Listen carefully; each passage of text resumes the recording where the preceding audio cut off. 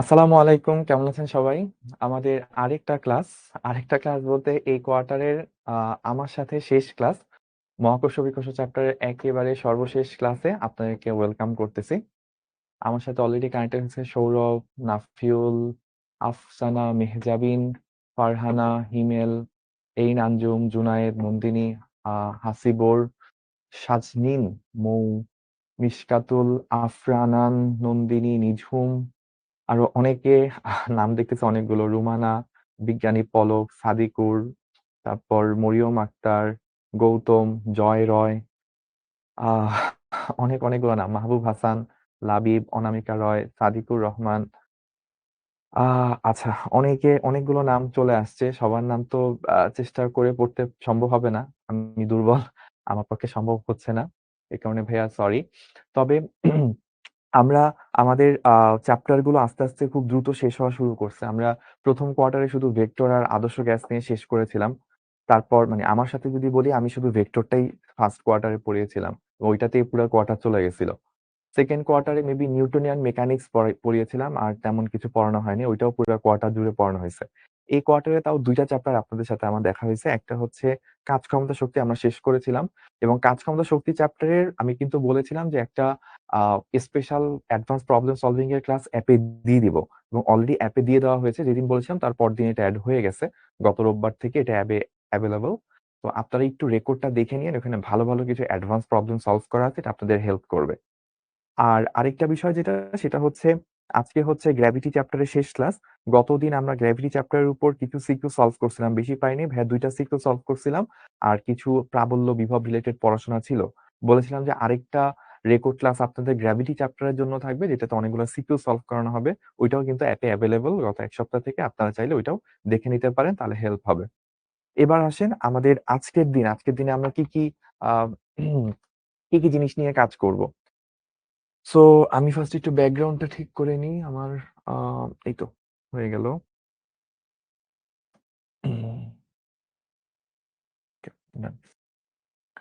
So আজকে হচ্ছে আমাদের 7 নাম্বার ক্লাস। আমাদের আজকের ক্লাসটাকে আমরা বলি, ওই যে শেষের 3টা ক্লাস থাকে না, এমসিকিউ সলভিং, সিকিউ সলভিং, আর লাস্ট হচ্ছে অ্যাডভান্স প্রবলেম সলভিং বা অ্যাডমিশনের প্রবলেম সলভিং। সো আমরা টোটাল আগ পর্যন্ত 17টা পর্যন্ত প্রবলেম মেবি ডিল করতে পারছিলাম। আজকে আরো কিছু প্রবলেম ডিল করব। ফার্স্টে হচ্ছে 18 নাম্বার প্রবলেম দিয়ে শুরু করব। তো তার আগে, এটা শুরু করার আগে আমি একটু কাজ করব, পুরো চ্যাপ্টারের সূত্রগুলো আপনাদেরকে একবার দেখিয়ে দিব। আম, আচ্ছা, সাদিকুর বলছে সিকিউ রেকর্ডেড ক্লাস করে ফেলছি, এত সহজ সহজ প্রশ্ন। কঠিন যে প্রশ্নগুলো ছিল ওগুলো আমি আপনাকে লাইভে করাইছি, মনে আছে? নটরডেম কলেজে একটা কোশ্চেন ছিল খুবই বড় ঝামেলার। আইডিয়াল স্কুল না কোন কলেজে আরেকটা প্রশ্ন ছিল ঝামেলার। আর আপনাদের কাছে সিকিউ গুলো সহজ লাগতেছে কেন? বিকজ আপনারা হচ্ছে ভালো পারেন। যখন আপনি ভালো পারবেন তখন আপনার কাছে সব প্রশ্নই সহজ লাগবে। এই যে আমি আজকে অ্যাডভান্স প্রবলেম যেগুলো সলভ করা, আমার কাছে এগুলো সবগুলাই সহজ লাগে, কিন্তু আসলে তো এগুলো সহজ না। তা আমি করাইতে করাইতে হচ্ছে এগুলো আমার জন্য সহজ হয়ে গেছে। আপনার ক্ষেত্রেও ব্যাপারটা এরকম, আপনারা করতে করতে ইনশাল্লাহ সহজ হয়ে যাবে। তো আমরা একটু দেখবো যে গ্র্যাভিটি চ্যাপ্টারে আমরা কি কি সূত্র পড়ছি। জাস্ট আমি একটু সূত্রগুলো এক নজর বলে নিই, যেন হচ্ছে আপনাদের ধরতে পরবর্তীতে সুবিধা হয়। প্রথমত আমরা নিউটনের মহাকর্ষ সূত্র শিখছিলাম, তাই না? F is equals to G m1 m2 divided by R square. এইটা একটা সূত্র ছিল। তারপর আমাদের সূত্র ছিল কি, আমাদের প্রাবল্যের সূত্র ছিল এফ ডিভাইডেড বাই এম। একক ভরের বস্তুর উপর কতটুকু মহাকর্ষীয় বল প্রযুক্ত হচ্ছে, এটাকে আমরা মহাকর্ষীয় প্রাবল্য বলতাম। তারপর আমাদের কি ছিল, অভিকর্ষ ত্বরণ। পৃথিবীর পৃষ্ঠে যদি অভিকর্ষ ত্বরণ বলি, এটা চলে আসতো হচ্ছে G M divided by R square. তো আমাদের খুব বড় একটা পড়াশোনার পার্ট ছিল কি কি কারণে অভিকর্ষ ত্বরণ চেঞ্জ হয়।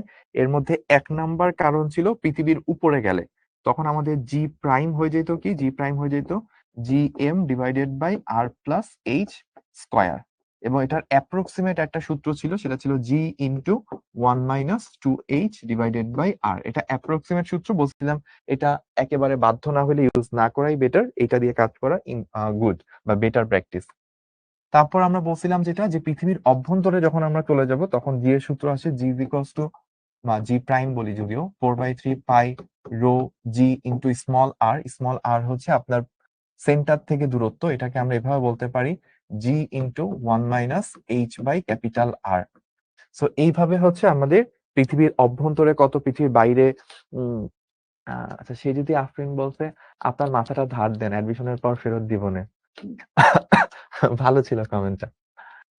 ওকে, তাহলে আমরা এইটার পর আমরা দেখছিলাম যে আমাদের অক্ষাংশের কারণে আসলে ঘূর্ণনের সময় আহ্নিক গতির কারণে বিভিন্ন অক্ষাংশে যে জি এর পরিবর্তনটা, এটা ছিল ওমেগা স্কোয়ার আর কজ স্কোয়ার ল্যামডা। এইটুকু পরিমাণ ঘূর্ণনের কারণে আমাদের অভিকর্ষ ত্বরণ কমে যেত। ঠিক আছে, তো এরপর যেটা থাকতেও সেটা হচ্ছে আমাদের মহাকর্ষীয় বিভব আমরা এরকম পড়ে আসছিলাম, minus G M divided by R. এটা পৃথিবীর পৃষ্ঠে বা পৃথিবীর পৃষ্ঠ থেকে বাইরে গেলে সেক্ষেত্রে প্রযোজ্য। কিন্তু আপনি যদি পৃথিবীর অভ্যন্তরে চলে আসেন, গোলকের অভ্যন্তরে যদি বলি, গোলকের অভ্যন্তরে আমরা এটা লাস্ট ক্লাসে দেখেছিলাম, তখন একটু জটিল সূত্র চলে আসে, minus V is equals to তখন চলে আসে minus G M divided by 2r cube, এখানে 3r² মাইনাস স্মল r²। আর হচ্ছে অ্যাকচুয়াল ব্যাসার্ধ, আর স্মল আর হচ্ছে সেন্টার থেকে কতটুকু দূরত্বে আপনি এই মহাকর্ষীয় বিভবটা জানতে যাচ্ছেন সেটা। তো এই ছিল কিছু সূত্র। আমরা আরো কিছু সূত্র দেখছিলাম, যেমন ছিল হচ্ছে স্যাটেলাইটের বেগ। স্যাটেলাইট নিয়ে যদি আমরা একটু বলি, স্যাটেলাইটের বেগ ছিল কত, √over G M divided by R plus H. এবং এখান থেকে আমরা পর্যায়কাল বের করতে পারতাম, আমরা হচ্ছে হাইট বের করতে পারতাম, এই জিনিসগুলো করে আসছি। তারপর মুক্তি বেগ এটা আমরা দেখছিলাম, এটাকে ভিই দ্বারা বলা হয় এসকেপ ভেলোসিটি, সেটা আসে √ওভার 2gm ডিভাইডেড বাই আর। এই এম কার, যেই গ্রহ থেকে মুক্তিবেগ সেই গ্রহের ভর, আর কি ওই গ্রহের ব্যাসার্ধ। তারপর হচ্ছে এটাকে এভাবে প্রকাশ করা যায় 2 × small g into capital R. হ্যাঁ, হাসিবুর রহমান কি বলছে, ভাই আপনার মাথায় নিলে একটু সমস্যা হবে, এই মাথা দিয়ে শুধু ফিজিক্সের ম্যাথ করা যাবে, বাকিগুলা ফেল করতে হবে। এটা কি ছিল? হাসিবুর রহমান কি সুন্দর কমেন্ট করছে, ও বলছে ভাইয়া আপনার মাথায় নিলে একটু সমস্যা হবে, এই মাথা দিয়ে শুধু ফিজিক্সের ম্যাথ করা যাবে, বাকি সাবজেক্ট গুলা ফেল করব। না, এটা পুরোপুরি সত্য না। আপনি ইংলিশে ভালো মার্কস পেয়ে যাবেন এই মাথা নিলে, এবং ম্যাথেও ফুল মার্কস পাবেন। আমি যদিও শিক্ষতে শুধু ফিজিক্স পড়াই, বাট আমি আমার পার্সোনাল লাইফে আমি হচ্ছে ফিজিক্স ম্যাথ দুইটা একসাথে পড়াই। কারণ হচ্ছে আপনি ফিজিক্স পড়াইতে পারতে হলে আগে আপনার ম্যাথের বেস্ট পারতে হবে। ম্যাথের বেস্ট পারবেন যখন, তখন আপনার ফিজিক্স পড়ানোর যে যোগ্যতা সেটা অর্জন হবে। অর্থাৎ আপনাকে ফিজিক্স পারতে হলে ম্যাথের ইন্টারের সিলেবাসের A to Z পুরাটা মাথায় থাকতে হবে, এবং খুব থাকলেই হবে না, অ্যাডভান্স প্রবলেম সলভিং পর্যন্ত আপনার ক্যালিবার থাকা লাগবে। After that you will be able to teach physics. এটা কি আপনারা জানতেন কিনা জানি না, বাট এটা আসলে কমন প্র্যাকটিস আর কি ফিজিক্সের মেন্টর হওয়ার ক্ষেত্রে। ওকে, বায়োলজি কি হবে ভাই? বায়োলজিতে ফেল হবে, এটা সত্য। যে মিমি কমেন্ট করছে যে ভাইয়া বায়োলজি কি হবে, আহ বায়োলজিতে হচ্ছে তখন আর পাস করতে পারবেন না। খুব অস্বাভাবিক মার্কস নিয়ে আপনাকে ফেল করতে হবে, এটা একটা বড় সমস্যা। এনিওয়েজ, আমরা সূত্রগুলো একটু দেখে টেখে নিলাম। এখন আমরা শুরু করব যেটা 18 নাম্বার প্রবলেম, আমরা 17 পর্যন্ত করে আসছিলাম। এই চ্যাপ্টারে আমি চাইলে আপনাদেরকে 100টার মতো ম্যাথ করাইতে পারি। মানে আমার ম্যাথের যে ঝুলি সেটা যদি আমি খুলেই তাহলে 100+ হয়ে যাবে। আমি হয়তো টেনে টুনে 25-26টা করায় শেষ করব। সিকিউ এমসিকিউ মিলাইলে হয়তো সেটা 50-60-এ চলে যেতে পারে, বাট আমি ওগুলাকে কাউন্ট করতেছি না, জাস্ট পিওর ম্যাথের কথাই বলতেছি।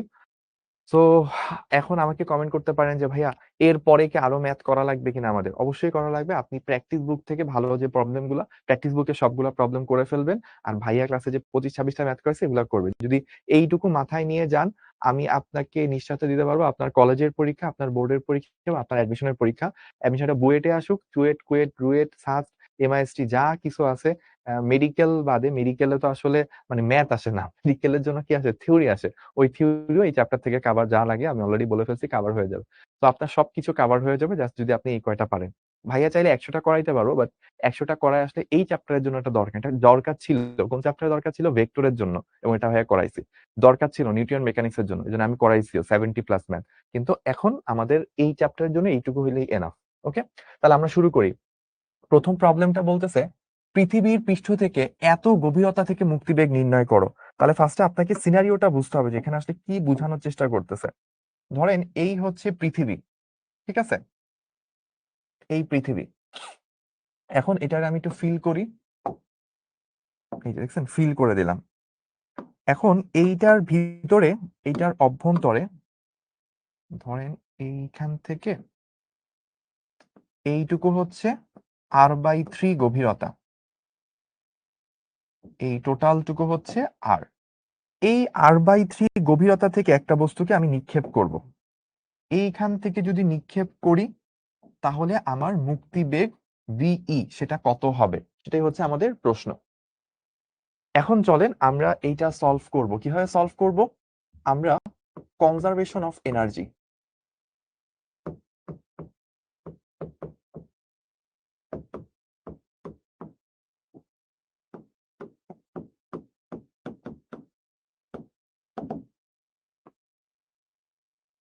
আমরা শক্তির সংরক্ষণশীলতা যে নীতি সেটা ইউজ করব।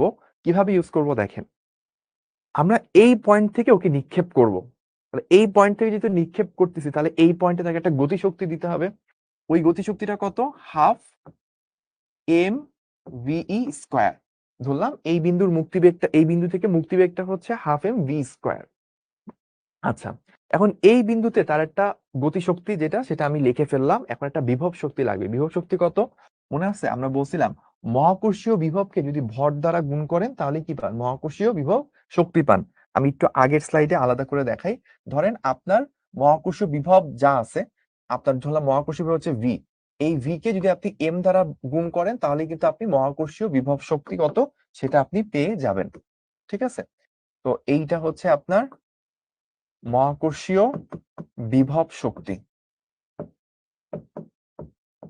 আর এইটা ছিল হচ্ছে আপনার মহাকর্ষীয় বিভব, আর এটা হচ্ছে বস্তুর ভর।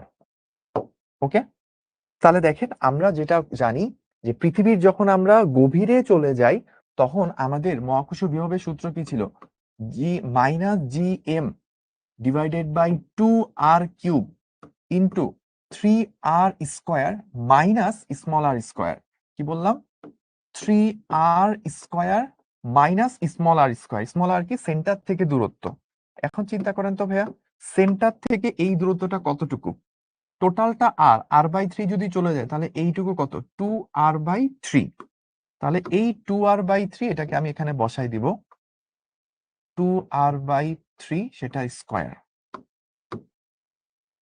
ঠিক আছে, তাহলে এইটা ছিল এই পয়েন্টের গতিশক্তি, আর এইটা হচ্ছে এই পয়েন্টের বিভব, নট বিভব শক্তি। বিভব শক্তি হইতে হলে কি করতে হবে? ওই বস্তুটার ভর দ্বারা গুণ করতে হবে, তাহলে এই বিন্দুর বিভব শক্তি কত পেয়ে যাব। আচ্ছা, ইকুয়াল টু, দেখেন আমি যখন অসীমে যাব, ধরলাম এইখানে আছে অসীম, অসীমে গেলে আমার বেগ কত হয়ে যাবে? জিরো। বেগ যদি জিরো হয় তাহলে গতিশক্তি কত হবে? জিরো। আচ্ছা, আর অসীমে গেলে আমার মহাকর্ষীয় বিভব শক্তি কত হবে? -G-m divided by infinity. কোনো কিছুকে আমি, কারণ সেন্টার থেকে অসীমে গেলে দূরত্ব কত হবে? অসীম। তাহলে কোনো কিছুকে অসীম দ্বারা ভাগ করলে রেজাল্টটা কি পাওয়া যায়? এই রেজাল্টটা হয়ে যায় তখন জিরো। তাহলে সবকিছু যদি আমরা কাউন্ট করে ফেলি তাহলে দেখেন আমরা পাচ্ছি কত? Half M V square is equals to minus, তো এটাকে ওই পাশে নিলে GM 2r³।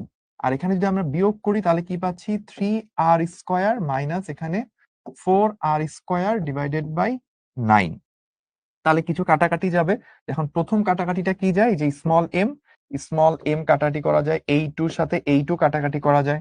তাহলে আমাদের এই পাশে পড়ে থাকতেছে হচ্ছে ভিই তার স্কোয়ার, আর এই পাশে থাকে কত?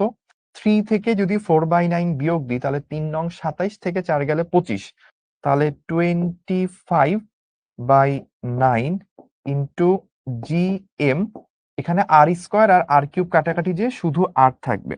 তাহলে আলটিমেটলি আমরা বলে ফেলতে পারি যে ভিই, আমি একটু আরেকবার আমার ক্যালকুলেশনটা চেক করে নিই। 3 নং 27, 27 থেকে 4 গেলে 23, সরি 27 থেকে 4 গেলে হচ্ছে 23 থাকে, 23/9, 23 ডিভাইডেড বাই 9 ইন্টু এটা। তার মানে ভিই কত আসবে? ভি আসবে হচ্ছে √23/9 into GM divided by r। এই হচ্ছে আমাদের অ্যান্সার। আমরা কিন্তু আমাদের মুক্তিবেগ কত সেই মানটা বের করে নিয়ে আসলাম। ওকে, এটাই হচ্ছে আমাদের অ্যান্সার।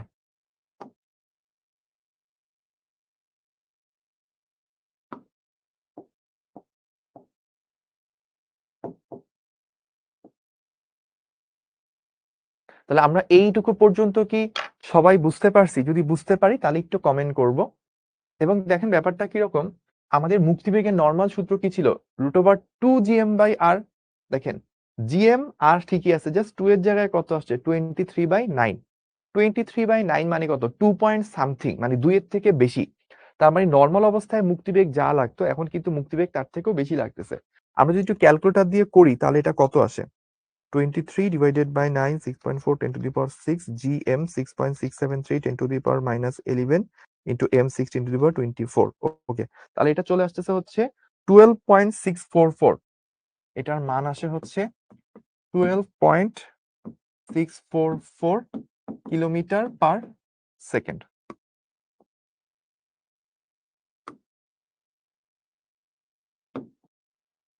আমি আজকে ক্লাসে একটা ঘোষণা দিব, কেউ কি এইটা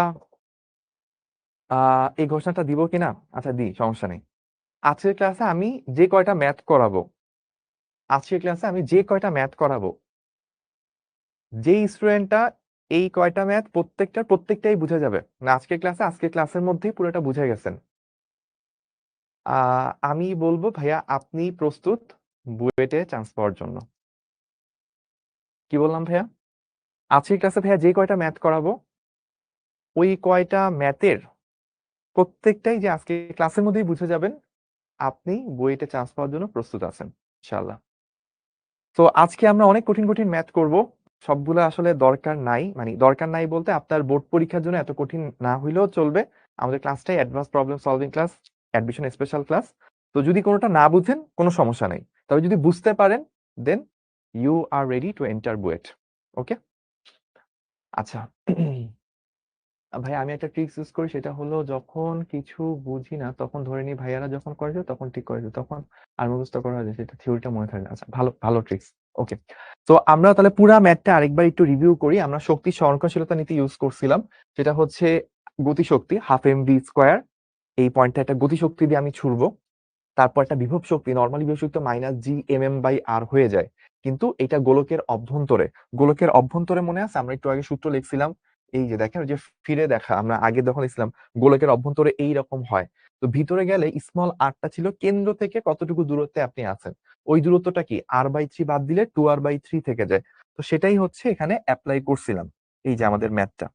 ঠিক আছে, এখানে আমরা ম্যাথটা অ্যাপ্লাই করছিলাম যে আমার এই বিন্দুটা এইটুকু যেহেতু r/3 গভীরতা, তাহলে এইটুকু হচ্ছে 2r/3, তাই আমি এখানে স্মল r এর জায়গায় 2r/3 বসাইছিলাম।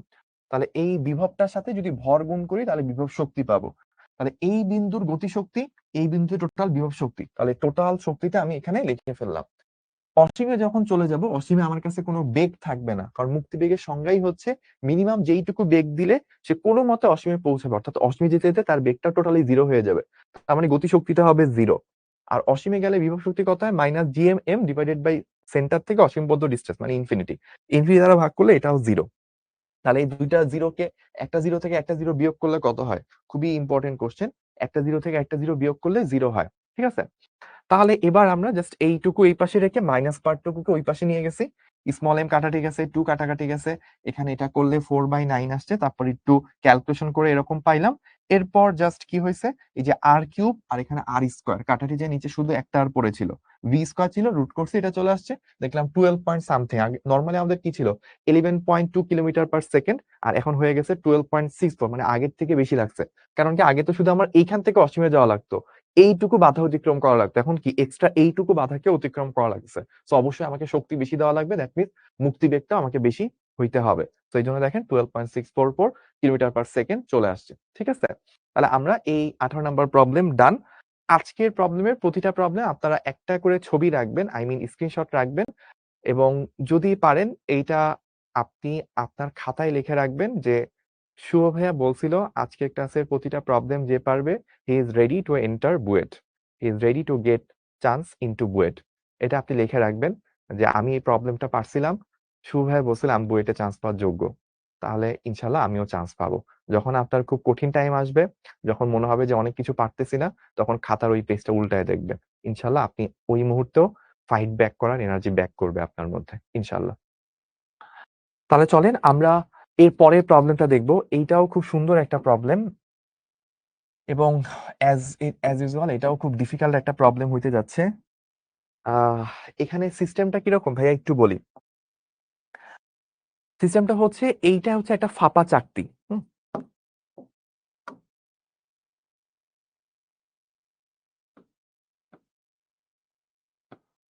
ফাঁপা ফাঁপা চাকতি। ফাঁপা চাকতির এক্সাম্পল কি হইতে পারে? আংটির মতো, ঠিক আছে? আর এইটা কি? এইটা হচ্ছে একটা নিরেট গোলক। এইটা হচ্ছে একটা নিরেট গোলক। নিরেট গোলকের এক্সাম্পল কি হইতে পারে? এক্সাম্পল হইতে পারে পৃথিবী। পৃথিবী হচ্ছে একটা নিরেট গোলক। ওকে, আচ্ছা। তো এখন বলতেছে এই ফাঁপা চাকতি মানে আংটির মতো কিছু একটা আর এই যে নিরেট গোলক তাদের মাঝে মহাকর্ষীয় বল কত সেটা বের করতে হবে। আচ্ছা, আমাকে দুইটা কমেন্ট একটু বারবার দেখতেছি। একজন বলছে ভাইয়া বুয়েট যদি টার্গেট না হয় তাহলে কি করব? বুয়েট টার্গেট না হলে আপনার মোস্ট প্রবাবল টার্গেট হতে পারে মেডিকেল অথবা ঢাকা ভার্সিটি। এটাই তো বাংলাদেশে সবচেয়ে বেশি মানুষের স্বপ্ন থাকে। আমি বলবো আপনি যদি ডাক্তার হইতে চান, ডাক্তার হইতে গেলেও আপনার এমন না যে ম্যাথ পারা লাগবে না, ভালো বুঝা লাগবে না। আমার এখনো মনে আছে যে আমার সাথে 2014 সালে যারা ঢাকা মেডিকেলে চান্স পাইছিল, যারা সলিমুল্লাহ চান্স পাইছিল, যারা মেডিকেলে টপ রেজাল্ট করেই চান্স পাইছিল, তারা হচ্ছে সবাই ফিজিক্সের ম্যাথ ভালো পারতো। তারা সবাই ম্যাথের ইন্টিগ্রেশন, ক্যালকুলাস যা বলেন, অ্যাডভান্স প্রবলেম সব পারতো। ওরা অনেক কষ্ট করে সবকিছু বুঝছে, পারছে। এই কারণেই মেডিকেল অ্যাডমিশন টেস্টের সময় ওরা ফাইট করে অনেক প্রথম দিকে চান্স পাইছে। সো এই প্রবলেম গুলো বুঝা, হয়তো আমি মেডিকেল অ্যাসপাইরেন্ট, আমার বুয়েট নিয়ে টার্গেট নাই, ইঞ্জিনিয়ারিং টার্গেট নাই, তারপরেও এগুলো যখন আপনি বুঝবেন আপনার কনসেপ্ট ক্লিয়ার হবে। কনসেপ্ট ক্লিয়ার থাকলে এই ব্যাপারগুলো আপনার কেমিস্ট্রি, বায়োলজি, বাংলা, ইংলিশ অন্য সবকিছু ধরতে আপনাকে হেল্প করবে। মাথাটা শার্প হবে, ব্রাইট হবে। ব্রাইট বলবো না, মাথাটা শার্প হবে, ক্যালকুলেশন স্পিড, চিন্তা করার শক্তিটা বাড়বে। এবং এই ব্যাপারগুলো যার মধ্যে থাকে সে না চাইলেও তার পজিশন প্রথম দিকেই আসবে। সো আপনি শিখলে এটা কখনোই লস যাবে না। আচ্ছা, আরেকটা কমেন্ট ছিল, যদিও এটা চলে গেছে। আমি সময় পেলে ইনশাল্লাহ আরেকবার কমেন্ট পড়ার চেষ্টা করব। তো আমাদের এই দুইটা জিনিসের মধ্যে মহাকর্ষীয় বল বের করতে হবে। এবং দেখেন দুইটা সেন্টার কিন্তু একই বড়, মানে ধরেন এখানে গোলক আছে, ধরেন এখানে গোলক আছে, এইটা হচ্ছে গোলকটা, গোলকের উপরে এরকম চাকতি আছে। তাহলে এই গোলক এবং চাকতির সেন্টার একই বরাবর আছে। এখন এই গোলক এবং চাকতি এদের মাঝে মহাকর্ষীয় বল কত বের করতে হবে, এটা হচ্ছে আমাদের টার্গেট। তাহলে চলেন আমরা কি করব, আমাদের এইটার রেডিয়াসও এ, আবার এইটার রেডিয়াসও কত এ, দুইটারই রেডিয়াস এ করে এই টোটাল ডিস্টেন্সটা দেওয়া আছে √3a।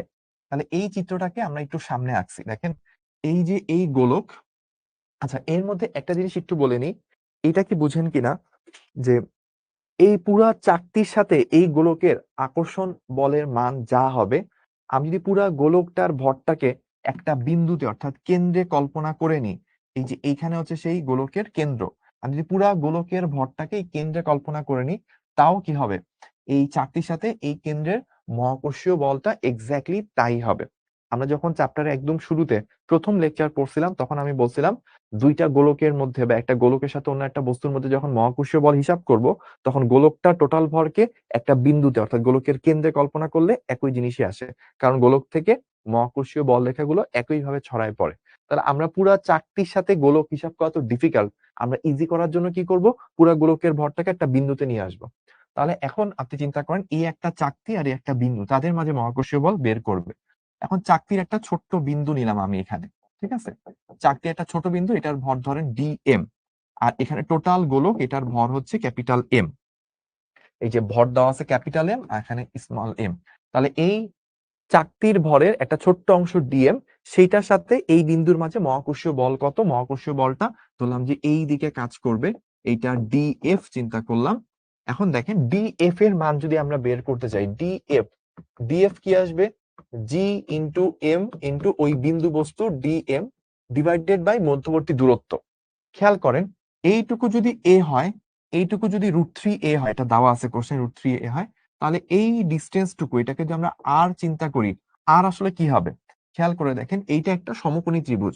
তাহলে এ স্কোয়ার প্লাস √3a সেটার square is equals to R square. তাহলে এখান থেকে দেখবেন এ স্কোয়ার আর 3a স্কোয়ার মিলে 4a স্কোয়ার চলে আসে।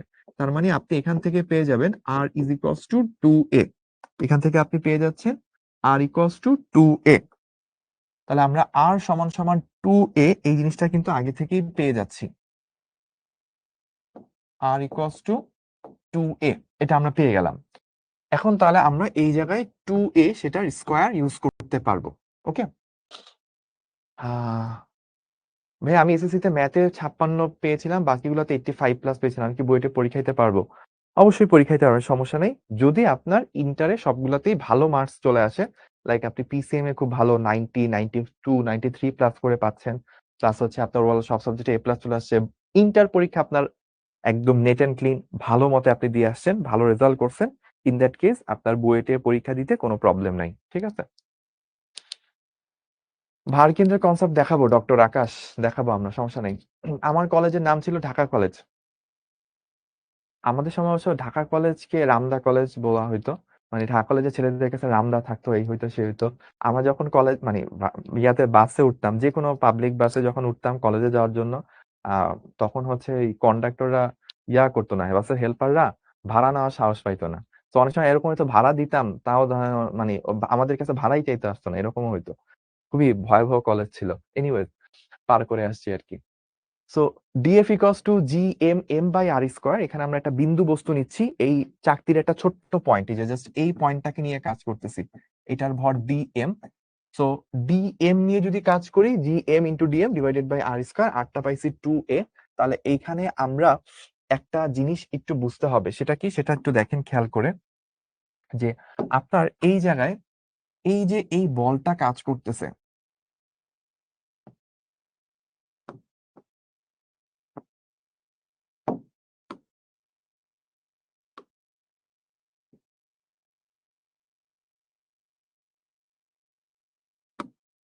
এই যে এই বলটুকু কাজ করবে, এই বলটা ধরলাম এটা হচ্ছে কত, এটা হচ্ছে ডিএফ, এটা হচ্ছে আমার ডিএফ। এই ডিএফ বলের কিন্তু আবার দুইটা উপাংশ। কি কি উপাংশ?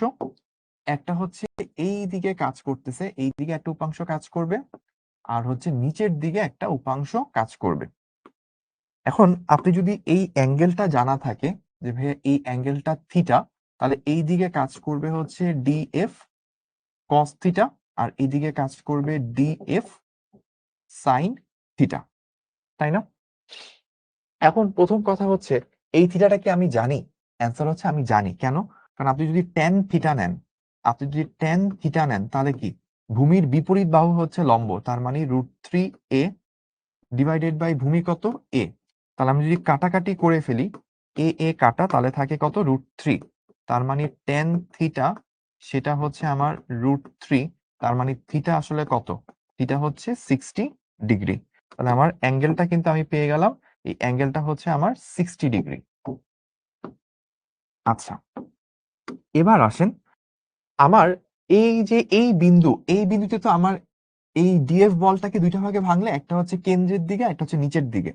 আমি যদি এই পয়েন্টে নিতাম, তাহলে কি হইতো, এই পয়েন্টে এদিকে একটা ডিএফ কস থিটা থাকতো, এদিকে একটা ডিএফ সাইন থিটা থাকতো, তাই না? তাহলে আমার দেখেন, এই বিন্দুর ডিএফ কস থিটা আর এই বিন্দু ডিএফ কস থিটা কি অপোজিট দিকে? তাহলে এই বিন্দুটা এই বিন্দু ক্যান্সেল করে দিবে। তা আপনি যদি এরকম একটা চাকতি চিন্তা করেন, এরকম যদি আপনি একটা চাকতি চিন্তা করেন, চাকতির এই বিন্দুটা, এই বিন্দুর একটা ডিএফ কস থিটা, এই বিন্দুর একটা ডিএফ কস থিটা, কাটাকাটি হয়ে যাবে, ডিএফ সাইন থিটা গুলো নিচের দিকে, এটা অবশিষ্ট থাকবে। তারপর আপনি এই চাকতির যদি এখানে একটা পয়েন্ট নেন, তাহলে এখানে একটা পয়েন্ট থাকবে, ওদের ডিএফ সাইন থিটা গুলো নিচের দিকে, ডিএফ কস থিটা অপোজিট, তাহলে কাটাকাটি চলে যাচ্ছে। এইদিকে দুইটা পয়েন্ট নিলে ডিএফ কস থিটা এভাবে কাটাকাটি যাবে, ডিএফ সাইন থিটা গুলো পড়ে থাকবে। তার মানে কি, দিন শেষে আসলে আমার কাছে সবগুলা ডিএফ সাইন থিটা নিচের দিকে যেগুলো আছে, এই নিচের দিকের বলগুলা হচ্ছে আমার কাছে অবশিষ্ট পড়ে থাকবে, বাদ বাকি সব বলগুলো ডিএফ কস থিটা গুলো অপোজিট করে করে কাটাকাটি চলে যাবে। তাহলে আমরা ডিএফটা তো বের করে ফেলছি, যে ভাইয়া G M DM divided by 4a square. তাহলে টোটাল বল যদি আমাকে জানতে হয়, টোটাল বল করতে হলে আমাকে কি করতে হবে, ইন্টিগ্রেশন করতে হবে। ডিএফ কোনগুলাকে, ডিএফ সাইন 60 এগুলাকে আমাকে ইন্টিগ্রেশন করতে হবে, কারণ ডিএফ কস থিটা গুলো তো কাটাকাটি চলে যাবে। তাহলে আমরা একটু ইন্টিগ্রেশন করব, ইন্টিগ্রেশন করলে কি আসবে, G M into DM divided by 4a square cos, sorry sine 60 কত, সাইন 60 হচ্ছে √3 ডিভাইডেড বাই 2। তাহলে আমরা কনস্ট্যান্ট গুলাকে যদি বাইরে নিয়ে আসি, √3, 4 দুগুণে 8, এ স্কোয়ার, বা আমরা এভাবে বলতে পারি √3/8 ইন্টু GM, এগুলা কনস্ট্যান্ট, তারপর হচ্ছে a স্কোয়ার, এটাও কনস্ট্যান্ট। তাহলে ভিতরে পড়ে থাকে কি ডিএম। ডিএম এটাই হচ্ছে একমাত্র ভ্যারিয়েবল রাশি, এটাকে ইন্টিগ্রেশন করলে টোটাল এমটা পাওয়া যাবে। অতএব আমাদের এফ বলের মানটা হবে আসলে কত, √3/8 GMM divided by a square, GMM divided by a square.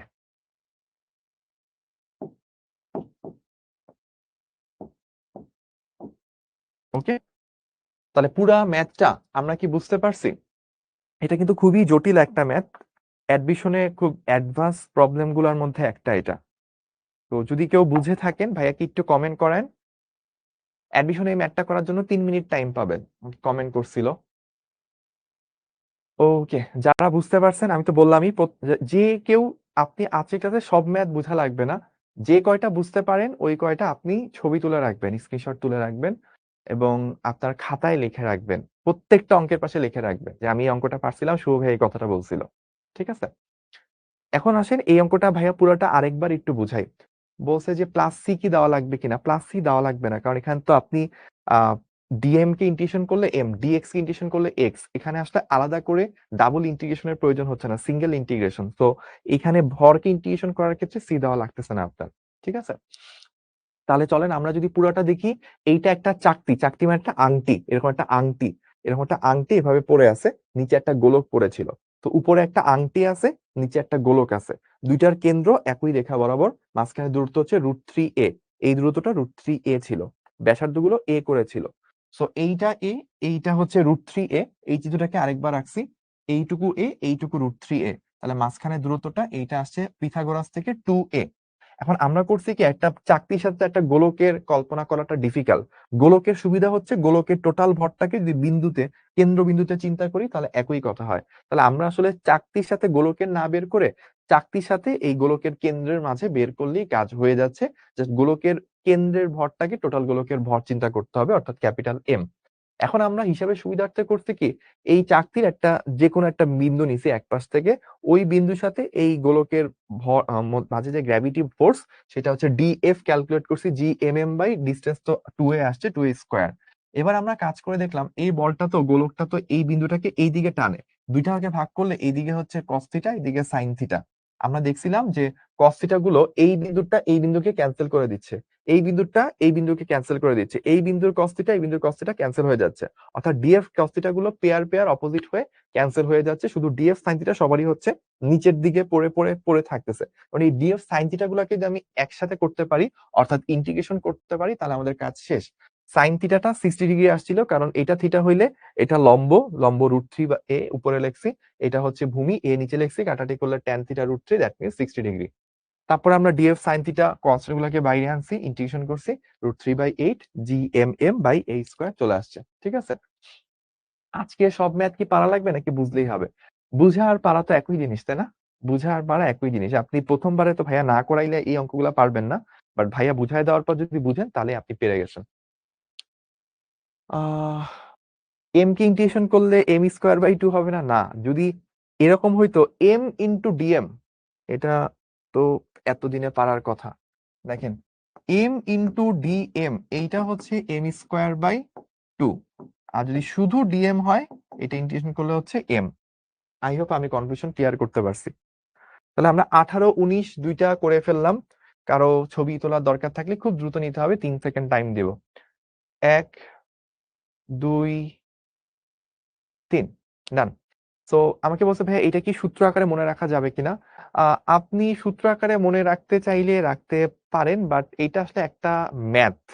So এরকম হাজার হাজার ম্যাথ আছে, সো আপনি কয়টা সূত্র মুখস্থ রাখবেন? তার থেকে বেটার হচ্ছে আপনি কনসেপ্টটা ক্লিয়ার রাখেন, কিভাবে এই ম্যাথ গুলো সলভ করতে হয়, সেই আইডিয়াটা, ইন্টিগ্রেশনের আইডিয়াটা, গোলককে যে বিন্দু ধরে কাজ করা যায়, এই আইডি গুলো হচ্ছে মাথায় রাখেন, তাহলে হচ্ছে হবে। সো এবার 20 নাম্বার ম্যাথ, এটা আরো সুন্দর ম্যাথ, একটা থেকে আরেকটা আরো ভয়াবহ ম্যাথ হবে আর কি। সো একটু ধৈর্য ধরেন, এবং ভাইয়া বলছে আগে থেকেই যে নট নেসেসারি এটা আপনার সবগুলোকে পারতেই হবে, বা এটা না পারলে আপনার খুব মানে দুনিয়া উল্টায় যাবে, ব্যাপারটা এরকম না। পারলে ভালো, না পারলে সমস্যা নেই। এই ম্যাথ গুলো হচ্ছে এরকম। ওকে? আচ্ছা। তো আমাদের এই ম্যাথটা বলতেছে m বস্তুটিকে h উচ্চতা থেকে ছেড়ে দিছে। তার মানে এখানে পৃথিবী থেকে h হাইটে একটা বস্তু আছে। এই বস্তুটাকে আমি হচ্ছে ছেড়ে দিছি টানেলের ভেতর দিয়ে। তার এখানে পৃথিবীর থেকে h হাইট উপর থেকে একটা বস্তুকে ছেড়ে দিছি এবং পৃথিবীর এদিক দিয়ে আমি একটা টানেল করে রাখছি পৃথিবীর কেন্দ্র পর্যন্ত। তো বলছে টানেল দিয়ে সেন্টারে পৌঁছাইলে এইখান থেকে ছেড়ে সে যেতে যেতে টানেল হয়ে সে সেন্টারে পৌঁছাইছে। সেন্টারে পৌঁছানোর পর সে কতটুকু বেগ প্রাপ্ত হবে সেটা হচ্ছে আমাদের কোশ্চেন। সানজিদা রাফা বলতে ভার্সিটির ম্যাথ করাবেন আজকে। আজকে যা করাচ্ছি সবই ইঞ্জিনিয়ারিং এর ম্যাথ, সবই ভার্সিটির ম্যাথ। তো এটা আলাদা করা যাবে না, ইঞ্জিনিয়ারিং নাকি ভার্সিটি সবগুলো এটার মধ্যে আছে। তবে আজকের ক্লাসটা কেন স্পেশাল? ধরেন আজকের ক্লাসে আপনি যে ম্যাথ গুলো দেখবেন, এটা না আপনার কোশ্চেন ব্যাংকে আছে, না আপনার মাস্টার বুকে আছে, না আপনার এক্সারসাইজ বুকে আছে, না আপনার প্র্যাকটিস বুকে আছে। তো এই ম্যাথ গুলো খুবই রেয়ার ম্যাথ। সো আমি আপনাদেরকে একটা হিস্টোরি বলি। আমরা যখন আগে অফলাইনে ছিলাম, আমি উদ্ভাসের টিচার ছিলাম। তো তখন আমরা ক্লাসে অ্যাডমিশনের ক্লাসে যে স্পেশাল ম্যাথ গুলো করাইতাম, ওইটাই পরবর্তী বছরে ওইখান থেকে কিছু ম্যাথ দেখা যেত উদ্ভাসের কনসেপ্ট বুকে নতুন করে অ্যাড করা হইতো। সো বলা যায় না আমি হয়তো আজকে এই বছর এই ম্যাথ করাচ্ছি। অ্যাডমিশনও করেছিলাম 24 এর। সো এই ম্যাথই হয়তো দেখবেন আগামীতে আপনাদের শিখর মাস্টার বুকে চলে আসবে। এই ম্যাথই হয়তো স্পেশাল প্রবলেম এক্সারসাইজ বুকে চলে আসবে। তবে এখন পর্যন্ত এই ম্যাথগুলো খুব একটা অ্যাভেলেবেল না। তো আপনারা লাকি যে আপনারা এই ম্যাথগুলো এখনই পেয়ে যাচ্ছেন। তাহলে আসেন আমরা এই প্রবলেমটা সলভ করি। প্রথমত দেখেন আমি এই প্রবলেমটা সলভ করব শক্তি সহনশীলতা নীতি দিয়ে। সো আমি এখানেও কি অ্যাপ্লাই করতেছি কনজারভেশন ল অফ এনার্জি। সাদা কালার ইউজ করি, বেটার লাগবে I guess. So conservation of energy এটা ইউজ করব।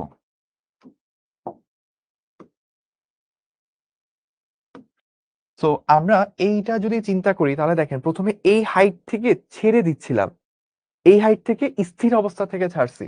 স্থির অবস্থা থেকে ছাড়লে আপনার গতিশক্তি কত হবে? Half M into 0 square. আচ্ছা, তারপর আপনি এই হাইটে থাকাকালীন আপনার কাছে একটা বিভব শক্তি ছিল। সেই বিভব শক্তি কত? বিভব শক্তি তো নেগেটিভ, আপনারা জানেন, minus G M M into R plus H. এখানে এইচটা কত বলছে? এইচটা হচ্ছে দেখেন আর এর সমান। তাহলে আমরা G M M divided by R plus H না লিখে আর প্লাস আর লিখবো, কারণ এইচ আর আর হচ্ছে এখানে সমান কোশ্চেনে দেওয়া। আচ্ছা, এখন যখন আমি পৌঁছাবো, তখন আমার একটা বেগ প্রাপ্ত হব। এই বেগটা কত সেটাই কোশ্চেন। তো কেন্দ্রে আমার একটা গতিশক্তি থাকবে হাফ এম ভি স্কোয়ার। আচ্ছা, আর কেন্দ্রে আমার একটা বিভব শক্তিও থাকবে। কেন্দ্রে বিভব শক্তিটা কত হবে? Minus G M M divided by 2r³ into 3r² minus কেন্দ্রে যখন আমি থাকবো, কেন্দ্র থেকে কেন্দ্রের দূরত্ব কত? 0। So 0 square. তো আমরা যে পৃথিবীর অভ্যন্তরে চলে গেলে সেন্টার, ধরেন আমি এই পয়েন্টে আছি, তখন এইটুকু কত হয়? আমার স্মল আর হয়। কিন্তু এখন আমি তো একেবারে কেন্দ্রে আছি, তাহলে আমার স্মল আরটা কত? 0। সো আমি এই জন্য আমার স্মল আর এর জায়গায় 0 ইউজ করব। এখন দেখেন পুরো ইকুয়েশন থেকে স্মল এম গুলাকে কাটাকাটি করে ফেলা যায়। কাটাকাটি করলে আমি একটু সাজায় লিখি, তাহলে কি থাকে একটু দেখা যাক। তাহলে এখানে যেহেতু 0 স্কোয়ার আছে, এই পুরোটা বাদ যাবে। সো এখানে আমি 0 লিখতে পারি, বা না লিখলেও চলে। এখানে আসে minus G M divided by 2r equals to, এখানে প্রথমে আছে ভি স্কোয়ার বাই 2। আচ্ছা, তারপর আছে মাইনাস জি এম, নিচে 2r³ উপরে হচ্ছে 3r²। তাহলে কাটাকাটি চলে যাবে, এটা কাটাকাটি করলে নিচে একটা শুধু আর পড়ে থাকবে। আবার আমরা আরেকটা জিনিস কাটাকাটি করতে পারি, দেখেন সবগুলার নিচেই 2 আছে, তাহলে 2 গুলাও কাটাকাটি করে ফেলা যায়। তাহলে আমাদের কি থাকতেছে? এখানে থাকতেছে হচ্ছে minus G M divided by R equals to V square minus 3gm divided by হচ্ছে শুধু আর। তাহলে আমি এক পাশে নিয়ে আসি, V square equals to 3gm by R minus gm by R. তো এই পাশে যদি চলে আসি তাহলে কি থাকতেছে, V square is equals to 2gm divided by R, বা ভি হচ্ছে root over 2gm divided by R. Okay, তো মুয়াক্তিবেগ, একজন বলছে মুয়াক্তিবেগ, মুয়াক্তিবেগ না, এটা মুক্তিবেগের সমান চলে আসছে। আমরা আরেকবার একটু দেখি আমার ক্যালকুলেশন মিস্টেক যদি না হয়ে থাকে। হাফ এম ভি স্কোয়ার এটা গেল, জিএম বাই 2r এটাও চলে গেল, হাফ এম ভি স্কোয়ার, ঠিক আছে। তারপর হচ্ছে minus 2r cube 3r square. Okay, তাহলে এখান থেকে কাটাটি করলে আমরা ওইটা বাদ দিলাম, নিচে 2r থাকে, এখানে হাফ এম ভি স্কোয়ার চলে থাকে বাই 3r স্কোয়ার। ওকে, 2 গুলা কাটাকাটি করে ফেললাম, তাহলে GM by R V square by কিছু থাকে না, জিএম বাই নিচে শুধু আর, এখানে 3, তাহলে 3টা যদি এখানে চলে আসে, 3 থেকে 1 গেলে 2 থাকে, 2gm বাই আর। তাহলে এটার মান কত আসবে? এই বেগের মান আসবে হচ্ছে 11.2 কিলোমিটার পার সেকেন্ড। সো কার কার এই ম্যাথটা দেখে অনেক ভাল লাগছে? কার কার এই ম্যাথটা দেখলে, আচ্ছা একজন আমাকে জিজ্ঞেস করছে ভাই GMM by R plus H square হবে না? না, স্কোয়ার হয় কখন? ওইটা তো অভিকর্ষ ত্বরণের জন্য, অভিকর্ষ ত্বরণ, জিএম বাই আর স্কোয়ার বা আর প্লাস, এ তো অভিকর্ষ ত্বরণ, এটা হচ্ছে বিভব শক্তি। বিভব শক্তি কি? GMM by R plus H. ঠিক আছে, যাদের এই প্রবলেমটা অনেক ভাল লাগছে, আজকে ক্লাসের শেষ ক্লাস আপনাদের সাথে এই কোয়ার্টারের, এই প্রবলেমটা সবাই একটা স্ক্রিনশট নেবেন এবং এই কোয়ার্টারের আপনার অনুভূতিগুলো, স্পেশালি ফিজিক্সের ভাইয়ের সাথে অনুভূতিগুলো আজকের এই স্ক্রিনশটটার মাধ্যমে আপনারা আমাদেরকে শিখবো দিব্যতে শেয়ার করবেন। ঠিক আছে, ওকে, 1 2 3 ডান। তো পুরা ম্যাথটা ভাইয়া আরেকবার একটু রিক্যাপ করতেছি। তো আমাদের এখানে কি ছিল? টোটাল গতিশক্তি আমি এখানে স্থির অবস্থা থেকে ছেড়ে দিছিলাম, যেহেতু আমি হচ্ছে স্থির অবস্থা থেকে ছেড়ে দিছিলাম, আমার গতিশক্তি 0, হাফ এম ভি স্কোয়ার, ভিটা 0। আমি যখন এই সাইডে থাকি আমার বিভব শক্তি হচ্ছে minus GMM by R plus H, এইচটা এখানে আর এর সমান বলে দিছে। তারপর হচ্ছে গতিশক্তি, আমি যখন এই বিন্দুতে আসবো আমার একটা গতিশক্তি থাকবে হাফ এম ভি স্কোয়ার, একটা বিভব শক্তি থাকবে পৃথিবীর অভ্যন্তরে চলে গেলে minus GMM by 2r cube 3r square minus small R square, কেন্দ্রে স্মল আরটা কত? 0। তারপর আমি জাস্ট কাটাকাটি করছি, সাজাই লিখছি, ভি চলে আসছে 11.2 কিলোমিটার পার সেকেন্ড। এখন অনেকে জিজ্ঞেস করেন ভাইয়া এই 11.2 কিলোমিটার পার সেকেন্ড এইটাই কি হচ্ছে আমার, এটা মুক্তিবেগ না? তাহলে এই বেগ পেলে কি সে অসীমে চলে যাবে?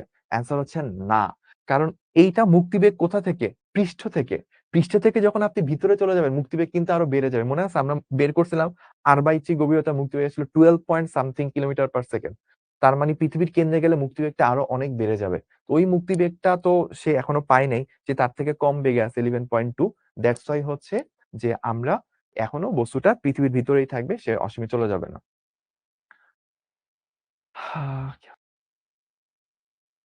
হ্যাঁ, এটা কি ছিল? সমুদ্রের, সমুদ্রের কা পানি ব্লু ব্লু, শুভা গুলু গুলু, এটা কি হইলাম বুঝলাম না। আচ্ছা যাই হোক, হ্যাঁ এমন একটা ম্যাথ করেছিলাম যেটাতে 8 পাশ দিয়ে ফুটা করা ছিল, আমি এটা করে দিব, সমস্যা নেই। আর অনেক ম্যাথ করব, টাইম দিবে কিনা আপনারা থাকতে পারবেন কিনা সেটা হচ্ছে ফ্যাক্ট। ওকে, এইটা আরো একটা স্পেশাল প্রবলেম, আরো টাফ। ঠিক আছে, আমরা আজকে একটার পর একটা টাফ ম্যাথে যাব। তো এখানে হচ্ছে দুইটা গ্রহ আছে, এ একটা গ্রহ আছে, বি একটা গ্রহ আছে।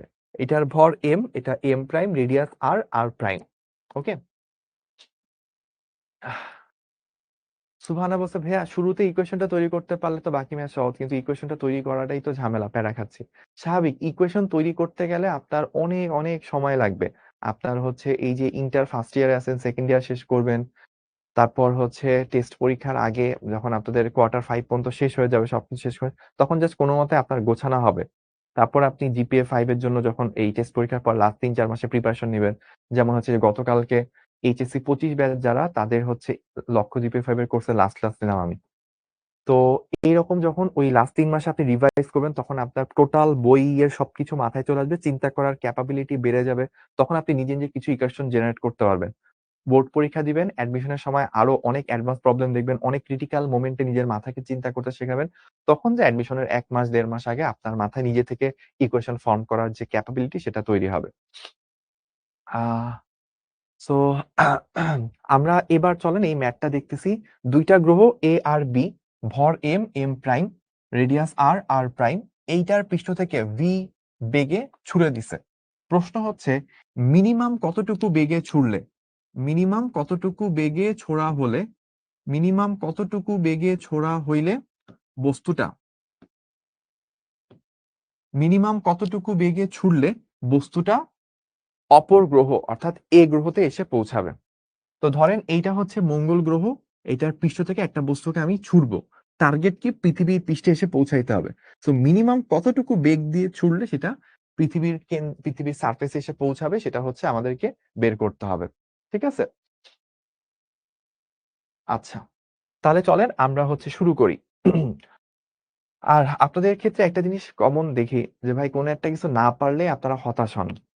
তো না পারলে কখনো হতাশ হইতে হয় না ভাইয়া।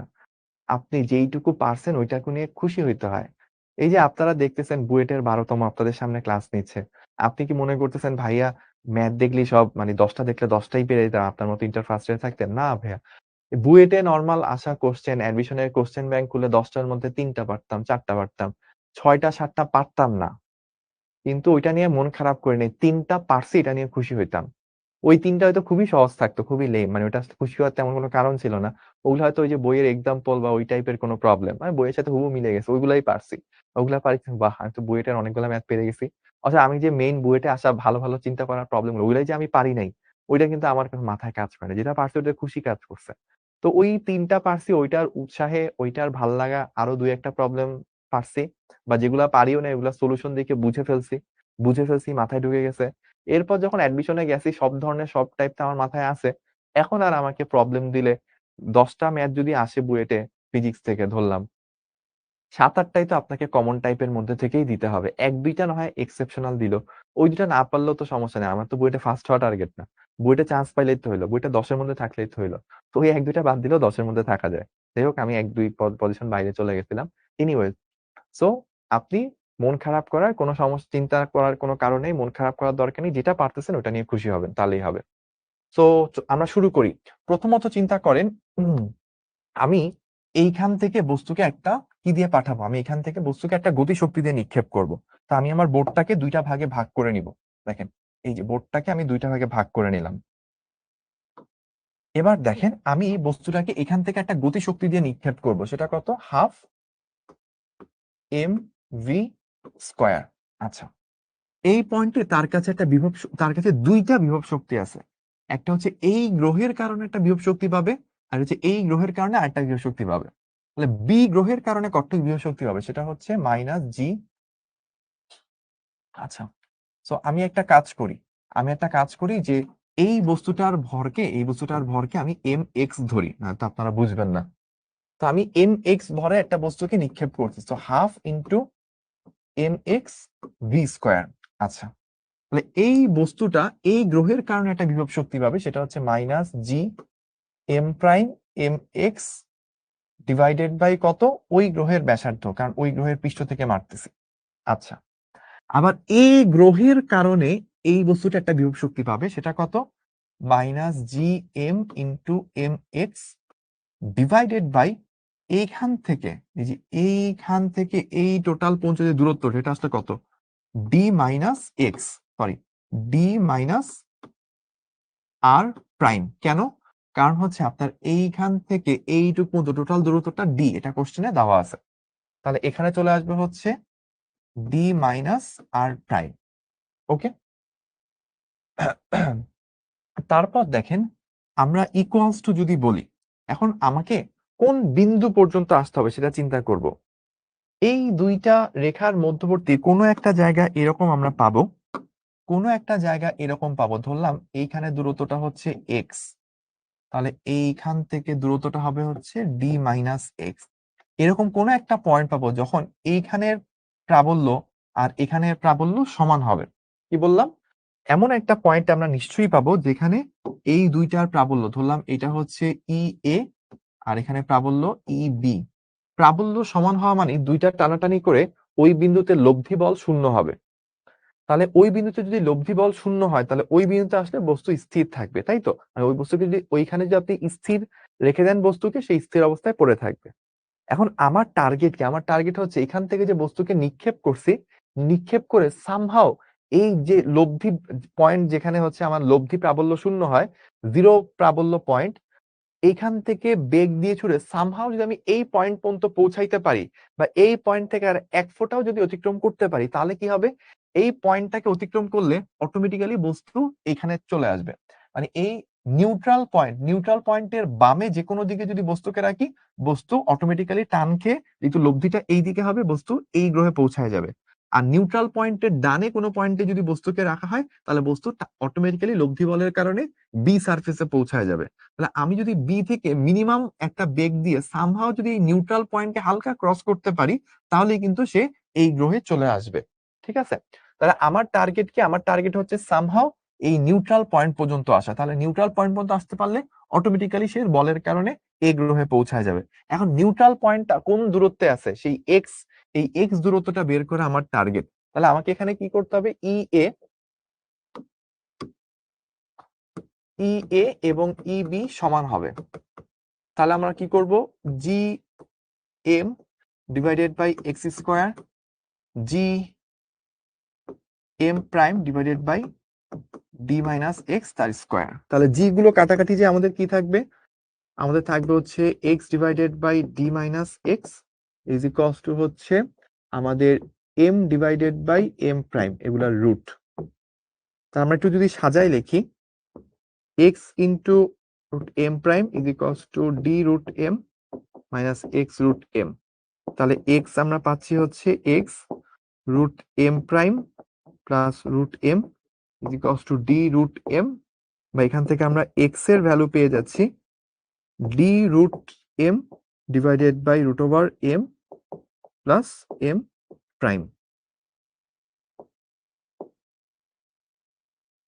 তাহলে আমরা কিন্তু এই টোটাল জায়গা থেকে কি পেয়ে গেলাম, টোটাল জায়গা থেকে এক্স এর ভ্যালুটা কত সেটা পেয়ে যাচ্ছি। ঠিক আছে, সো আমাকে একজন বলছে আর হবে এক্স, না না এখানে এক্সই হবে, কারণ আমরা এখানে কেন্দ্র থেকে এইটুকু দূরত্বকে এক্স ধরছি, যে এইটুকু দূরত্ব পরে যায় হচ্ছে প্রাবল্যটা শূন্য, মানে লব্ধি প্রাবল্য শূন্য। আবার এখান থেকে এই দূরত্বটা হচ্ছে সেন্টার থেকে, টোটাল এইটুকু দূরত্ব, এই দুটা সেন্টারের মাঝে দূরত্ব ডি ছিল, তাহলে এইটুকু দূরত্ব হচ্ছে ডি মাইনাস এক্স। ওকে, তো আমাকে কোশ্চেন করছে নুরা, ভাই আপনাদের সময় যে ভাইয়া বুয়েটে ফার্স্ট হচ্ছে উনি এখন কি করে? আমার সময় বুয়েটে ফার্স্ট হলো অনিক, আমার সামনের বেঞ্চে বসতো আর কি। অনিক হচ্ছে এখন গুগলে আছে, গুগলে সফটওয়্যার ইঞ্জিনিয়ার, আয়ারল্যান্ডে পোস্টিং ওর। আচ্ছা, তাহলে চলেন আমরা একটু শুরু করি। আমরা আরেকবার একটু দেখি সোফার আমরা কি করছি। আমরা প্রথমে বের করছি এই নিউট্রাল পয়েন্টটা কোথায় হচ্ছে, আমাদের নিউট্রাল পয়েন্টটা আছে সেই এক্সটা বের করব সেন্টার থেকে এক্স দূরত্বে। কারণ কি, এই এক্স দূরত্বে কোনো একটা বস্তু রাখলে এই গ্রহটা নিজের দিকে টানে, ওই গ্রহটা তার দিকে টানে, দুইটা টার্নিতে লব্ধি শূন্য হইতে হবে, অর্থাৎ ই এ ইবি সমান হইতে হবে। সো প্রাবল্যের সূত্র কি, জিএম বাই আর স্কোয়ার, এখানে আর এর জায়গায় সেন্টার থেকে দূরত্ব, তাই এক্স স্কোয়ার হয়েছে, আর ওই গ্রহের সেন্টার থেকে দূরত্ব ডি মাইনাস এক্স স্কোয়ার। কাটাকাটি গেছে, রুট গুলা বাদ দিছি, রুট করে দিছি, তখন হচ্ছে আমাদের আলটিমেটলি এক্স এর ভ্যালু কত আমরা বের করে ফেলছি। এবার আমরা যেই মেইন কনসেপ্টটা, মেইন যে কনসেপ্টটা হচ্ছে আমরা অ্যাপ্লাই করতেছিলাম, সেটা হচ্ছে এইখান থেকে আমি একটা বেগ দিয়ে নিক্ষেপ করা মানে একটা গতিশক্তি দিয়ে নিক্ষেপ করবো, যে হাফ এম ভি স্কোয়ার। তারপর আমরা যেটা বলছিলাম, এই গ্রহের কারণে এখানে একটা বিভব শক্তি থাকবে, সেটা লিখছি। আবার এই গ্রহের কারণে এখানে আরেকটা বিভব শক্তি থাকবে, সেটাও লিখছি। এখন আমি যখন নিউট্রাল পয়েন্টে পৌঁছাবো, নিউট্রাল পয়েন্টে কোন রকম পৌঁছাইছি, কারণ মিনিমাম বেগ দেওয়া মানে কি, জাস্ট সামহাও কোনো মতে পৌঁছাইছি, তার মানে এই বিন্দুতে আমার বেগটা কত হবে, এই বিন্দুতে বেগটা জিরো হবে। তার মানে এখানে গতিশক্তিটা জিরো, বিভব শক্তি কত হবে, minus G M M X divided by, এখান থেকে কতটুকু দূরত্বে আছি, এক্স দূরত্বে, মাইনাস ওই গ্রহের জন্য বিভব শক্তি কত, G M prime M X divided by আমার ডি মাইনাস এক্স। ওকে, এখন দেখেন প্রতিটা লাইনে এই এম এক্স গুলাকে আপনি কাটাকাটি করে ফেলতে পারবেন। কাটাকাটি করে ফেললে আপনার কাছে কি অবশিষ্ট থাকে, V square by two minus G M prime by R prime minus G M divided by D minus R prime is equals to minus G M divided by X minus G M prime D minus X. Okay, তাহলে এই পুরা ইকুয়েশনে সবকিছু জানা আছে, সবকিছু আমরা জানি, একটাই আননোন, একটি অজানা, একটি আননোন। ঠিক আছে, তাহলে এখান থেকে সলভ করলে ভি এর একটা মান পাওয়া যাবে। এই ভি এর মানটা আমরা বের করবো না, একটা যিনি খাতা কাটবে উনি বের করবে। তো সেটাই হচ্ছে আমাদের অ্যান্সার হবে। তো এখানে এই বড় করে ম্যাথটা সলভ করা সেটা হচ্ছে আর দরকার নাই, মানে সাজায় টাজায় লেখা এটা দরকার নাই, এখানে সবকিছু জানা আছে। দেখেন, আপনি টু জানেন, জি জানেন, এম প্রাইম, আর প্রাইম, ডি, এক্স, এক্স তো আমরা বের করছি, ডি, এক্স, এম প্রাইম সবকিছু জানি, একটাই অজানা রাশি আছে সেটা হচ্ছে ভি। তাহলে এখান থেকে সলভ করলে ভি বের হয়ে যাবে, এবং এই বেগটাই কিন্তু মিনিমাম বেগ, কারণ এটা দিয়ে সামহাও আমি ওই নিউট্রাল পয়েন্টে পৌঁছাইছি। ঠিক আছে, তাহলে এই পুরা আমাকে একজন হচ্ছে প্রায় 100টা কমেন্ট করছে, একই কমেন্ট। একই কমেন্ট ভাই অনেকবার করবেন না, একই কমেন্ট অনেকবার করলে এটা আসলে ক্লাসের মধ্যে আমাদের কনসেন্ট্রেশন ব্রেক হয়, পড়ানো ডিফিকাল্ট হয়ে যায়। ভাইয়া আগে সবকিছু ভুলে গেছি, আগে সবকিছু ভুলে গেছেন, এটার জন্য রিভাইজ করতে হবে। বলছিলাম অনেকবার বলছি, অনেকবার বলছি আপনাদেরকে যে আমাদের প্রত্যেকটা ক্লাসের, এটা শুধু ফিজিক্সের জন্য না, ফিজিক্স, ম্যাথ, কেমিস্ট্রি যা কিছু পড়েন প্রত্যেকটার আপনার একটা নোট খাতা থাকতে হবে, এবং ওই নোট খাতা আপনি একবার করছেন আর দেখেন নাই, শুধু পরীক্ষা আগাতে দেখছেন, এরকম করলে আপনার ইন্টার লাইফ বাজে যাবে, খুবই বাজে যাবে। আপনাকে যেটা করতে হবে, আপনার নিজের খাতা নিজের দেখতে 5-10 মিনিটও লাগে না। আপনি একটা চ্যাপ্টার পড়তেছেন, ধরেন গ্র্যাভিটি পড়তেছেন, গ্র্যাভিটি পড়তে গেলে আপনি আজকে 7 নাম্বার ক্লাস করার আগে আপনি যখন 2 নাম্বার ক্লাস করবেন, তখন তার আগে 1 নাম্বার ক্লাসের টপিকটা আপনি 10 মিনিট একটু রিভাইজ দিয়ে নেবেন। 3 নাম্বার ক্লাস করার আগে 1 এবং 2 নাম্বার ক্লাস নোটটা একটু নিজের খাতাটা দেখে রিভাইজ দিতে হবে। তারপর 4 নাম্বার ক্লাস করার আগে 1 থেকে 3 রিভাইজ দিতে হবে। আপনি 7 নাম্বার ক্লাস করছেন, তার মানে 1 থেকে 6 নাম্বার ক্লাসেরটা আপনি আসার আগে, ক্লাসে জয়েন করার আগে 15-20 মিনিট রিভাইজ দিয়ে তারপর আসা উচিত ছিল। ওইটা আসলে আপনার পুরো জিনিসটা মাথায় থাকে, এবং কয়দিন পর পরই আপনি ওই যে ভেক্টর চ্যাপ্টারে কি পড়ছিলেন পুরো নিজের খাতা নিজে একবার রিভাইজ দিতে হয়। আপনি পুরো নিউটন মেকানিক্সে কি কি শিখছিলেন নিজের খাতাটা নিজে 1 ঘন্টা 2 ঘন্টা লাগাই একটু পৃষ্ঠাগুলা উল্টাইতে হয়, সূত্রগুলো দেখতে হয়, 1-2টা ম্যাথ প্র্যাকটিস করতে হয়, তাহলে আপনি ভুলবেন না। না হলে আপনি আইনস্টাইন হলেও আপনার কিছু মনে থাকবে না, সব ভুলে যাবেন। ঠিক আছে, সো আমরা এই প্রবলেমটা পুরাটা শেষ করলাম। আমি জানি না মোহাম্মদ আফিফ আমার কমেন্ট দেখেন, হ্যাঁ ভাইয়া কমেন্ট দেখা যায়। আহ সে যদি আফিফ হোসেন, আপনি বলেছিলেন ভাইয়াদের মেসেজ দিয়ে ডিস্টার্ব করলে আগের পড়া মনে পড়বে, অনেক অনেক অনেক সুন্দর করে মনে পড়বে। তাসিন বলছে ভাই আপনার ক্লাস এত ভালো লাগে কেন, এটা তো আসলে আমি বলতে পারবো না, আপনারা বলতে পারবেন। এনিওয়েজ, আমরা আচ্ছা, সো আমরা আরেকটা প্রবলেম, খুবই ডিফিকাল্ট প্রবলেম ছিল, এটা করে ফেললাম। সো এইটা যারা, এটা কেউ কি আছে এটা বুঝতে পারছেন? আহ, এই যে মুবাশির বলছে ভাইয়া আমি শিখর ইঞ্জিনিয়ারিং এর প্রশ্ন ব্যাংক নিয়ে বসছি, মানে আমার ক্লাস করার সময় প্রশ্ন ব্যাংক নিয়ে বসছে কিন্তু পাচ্ছি না আসলে। এই ম্যাথ গুলো আপনি পাবেন না, আপনি শিখর সব বই খুঁজলেও পাবেন না, উদ্ভাসের সবগুলা খুঁজলেও পাবেন না, এসিএস এর সবগুলা খুঁজলেও পাবেন না, বন্দি পাঠশালা সবগুলা খুঁজলেও পাবেন না, 10 মিনিট স্কুল সবগুলা খুঁজলেও পাবেন না। সো এই ম্যাথ গুলো ভাইয়া এমন না যে সবগুলো আমার করা, আমিও হয়তো বাইরের অনেক দেশের বই ঘাটাঘাটি করে তারপর হচ্ছে বের করছি। হয়তো আমি এই একটা ম্যাথ করার জন্য আমাকে হয়তো বাইরের অনেক অনেক বই 10-15-20টা ম্যাথ ঘেটে আমি একটা ম্যাথ বের করতে পারছি আপনাদেরকে করানোর মতো। তো যদি বুঝে থাকেন আলহামদুলিল্লাহ, না বুঝে থাকলে আরেকবার একটু রেকর্ড দেখে বোঝার চেষ্টা করেন। আর যারা বুঝতে পারছেন স্ক্রিনশট নিবেন, অবশ্যই নিজের কাছে রেখে দিবেন, এটা আপনার নিজের কনফিডেন্সের জন্য। পরেরটাতে যাচ্ছি, 22 নাম্বার প্রবলেম, এটা আমার খুব প্রিয় একটা ম্যাথ। আমরা ম্যাথটা করব এখন। এই ম্যাথটা আশা করি অনেকেই বুঝতে পারবেন, খুবই কনসেপচুয়াল, হাইলি কনসেপচুয়াল।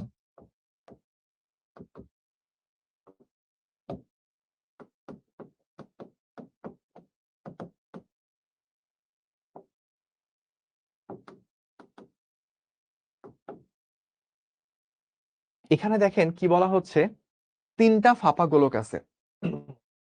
হাসিবুর রহমানকে ধন্যবাদ সুন্দর কমেন্টের জন্য। 3টা ফাঁপা গোলক আছে, এইটা হচ্ছে সব থেকে ছোট, মানে সবার ভিতরে আছে M1 ভর, R1 ব্যাসার্ধ, তার বাইরে আছে হচ্ছে যে নীল কালারের ফাঁপা গোলকটা। ফাঁপা গোলক বলতে আপনি ফুটবলের মতো কল্পনা করতে পারেন, মানে ধরেন বাইরে একটা ফুটবল আছে, ওর ভিতরে আরেকটা ছোট ফুটবল, তার ভিতরে আরেকটা ছোট ফুটবল রাখা। প্রত্যেকটা যেমন এটার ভর M1 R1, এটা M2 R2, এটা M3 R3 এরকম দেওয়া। তো এখন বলতেছে কি যে এটা হচ্ছে সবগুলা গোলক হচ্ছে, সবগুলো ফাঁপা গোলক সমকেন্দ্রিক, ও হচ্ছে সেন্টার সবার।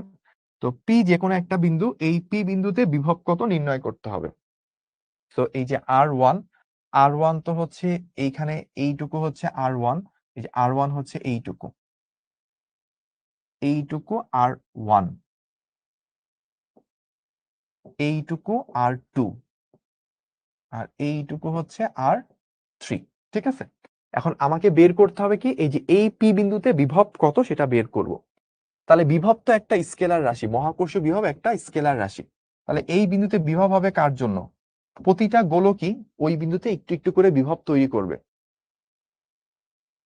সো প্রতিটা বিন্দুই প্রতিটা গোলকই এই বিন্দুতে একটু একটু করে বিভব তৈরি করবে। তো তিনটা গোলক তিনটা বিভব তৈরি করবে, তিনটা বিভব যেহেতু স্কেলার রাশি, যোগ করলে আমরা টোটাল বিভবটা পাবো। তাহলে আমরা এভাবে বলতে পারি V1 plus V2 plus V3, মানে 1 নাম্বার গোলক, 2 নাম্বার গোলক, 3 নাম্বার গোলক, প্রতিটার জন্য যে বিভব পাবো সবগুলোকে সাম করলে আমরা টোটাল বিভবটা পেয়ে যাব। আচ্ছা, আমাদের ক্লাস কয়টা পর্যন্ত আজকে? 3টা 15, এখন বাজে, আচ্ছা আরো আধা ঘন্টা আছে। আধা ঘন্টাও হইতে পারে, 1.5 ঘন্টা হইতে পারে, এটা ভাইয়ার উপর ডিপেন্ড করবে কতক্ষণ এনার্জি পাই। আচ্ছা, প্রথমে আসেন V1। V1 কি? 1 নাম্বার গোলক। 1 নাম্বার গোলকের বাহিরে ধরেন এই দূরত্বটাকে আমি বললাম স্মল আর, ও থেকে পি পর্যন্ত দূরত্ব। সো ধরি OP is equals to small R, এটা আমরা ধরে নিলাম। ওকে, আচ্ছা, তাহলে V1 এই 1 নাম্বার ফাঁপা গোলকটার বাইরে একটা বিন্দু আছে, ওইটার জন্য তার মহাকর্ষীয় বিভব আছে minus GM1 divided by small R. কেন স্মল আর? কারণ গোলকের পৃষ্ঠ থেকে যদি বাইরে থাকে তাহলে সেন্টার থেকে ওই বিন্দু পর্যন্ত দূরত্বই হয় হচ্ছে মহাকর্ষীয় বিভব। তাহলে এটা গেল। 2 নাম্বার গোলকের জন্য হবে মাইনাস GM2 ডিভাইডেড বাই শুধু R2। দেখেন 2 নাম্বার গোলকের জন্য কিন্তু আমি স্মল আর লিখি নাই, লিখছি কি টোটাল R2, সেই পরিমাণ লিখছি। কারণ আমরা মনে আছে বলছিলাম ফাঁপা গোলকের ভিতরের প্রত্যেকটা বিন্দুতে বিভব পৃষ্ঠের বিভবের সমান।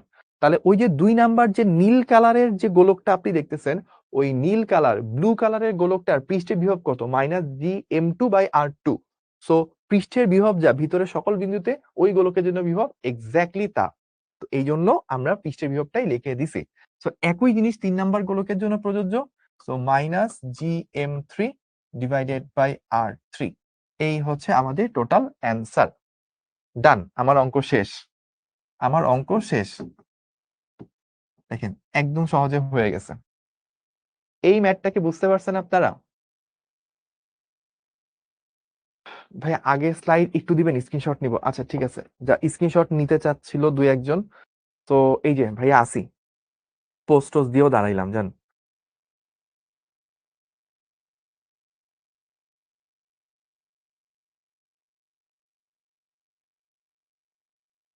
ওকে, তো আমরা এই ম্যাথটা আরেকবার একটু রিভিউ করি। আমাদের এইটা ছিল একটা ফাঁপা গোলক, তার বাইরে আরেকটা নীল কালারের ফাঁপা গোলক, তার বাইরে আরেকটা সাদা কালারের ফাঁপা গোলক। তো এই হলুদ কালারের ফাঁপা গোলকটার পৃষ্ঠের বাইরে একটা বিন্দু, এই জন্য মাইনাস GM1 বাই শুধু স্মল আর। স্মল আর হচ্ছে সেন্টার থেকে এই বিন্দু পর্যন্ত দূরত্ব। কিন্তু ব্লু কালারের গোলক যখন নিব মাইনাস GM2 বাই আর, এখানে আরটা হবে হচ্ছে ব্যাসার্ধের সমান।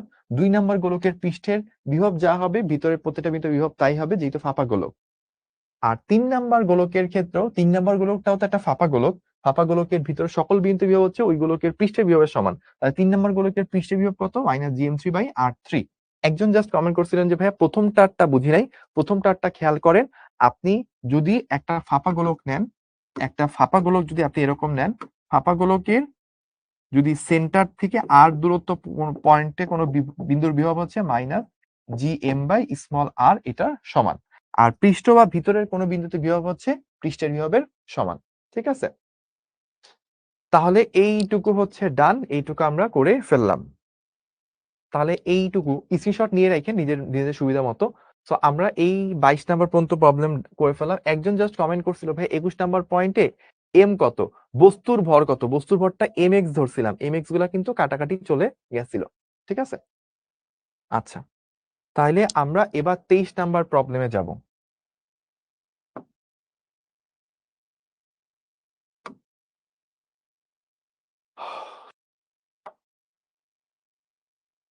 তেইশ নাম্বার প্রবলেমটা আমাদেরকে বলতেছে এই সিস্টেমের মহাকর্ষীয় বিভব শক্তি নির্ণয় করো। ঠিক আছে, আপনার ক্লাস করে এখন ইচ্ছা করে ভুয়েটে পড়তেন, যাক আলহামদুলিল্লাহ। মানুষের ইচ্ছা শক্তিটা অনেক বড় একটা জিনিস। ইচ্ছা করলে না অটোমেটিক্যালি একটা উপায় না উপায় বের হয়ে যায়। তো অনেকেই বলে যে ভাই আমি বুয়েটে পড়ার অনেক ইচ্ছা। কিন্তু ও না কোনো মানে ওই যে রাত জেগে পড়বে, অনেক কষ্ট করবে, ফিজিক্সের ৩-৪ টা বই ঘাঁটবে। ওইটা ওর ভাল লাগে না। ও একটা বই নিয়ে পড়ে আছে, কোনো পরীক্ষায় পাস ফেল ওইটুকু পড়াশোনা করে। তো যেই ইচ্ছা আপনাকে রাতের ঘুম থেকে জাগায় রাখতে পারে না, যেই ইচ্ছা আপনার ক্লান্ত দুর্বল শরীরে আপনাকে উঠায় পড়ার টেবিলে আটকায় রাখতে পারে না, সেই ইচ্ছা দিয়ে তো আপনি এত শক্তিশালী জায়গায় টিকতে পারবেন না। আপনার ইচ্ছাটা আপনি অনেক বড় জায়গায় যেতে হইলে আপনার ইচ্ছা শক্তিটাও অনেক বড় হইতে হবে। ইচ্ছা শক্তি যে বড় সেটা আপনি কিভাবে বুঝবেন? যখন আপনি দেখবেন আপনার ওই ইচ্ছা শক্তি আপনাকে হচ্ছে রাতে জাগায় রাখতে পারতেছে। ক্লান্ত, দুর্বল শরীর ভেঙে পড়তেছে। ওই সময় আপনাকে পড়ার টেবিলে ধরে রেখে অনেক, অনেক প্রবলেম সলভ করাইতে পারতেছে। তখন বুঝবেন যে আমার মধ্যে ওই ইচ্ছা শক্তি তৈরি হয়ে গেছে যেটা আমি বুয়েটে চান্স পাওয়ার জন্য দরকার। আর আমি যে ক্লাসের শুরুতেই বলছিলাম আজকের ম্যাথ গুলো যে সবগুলা ম্যাথ পারবে ধরতে, সে হচ্ছে বুয়েটে চান্স পাওয়ার জন্য রেডি হয়ে আছে।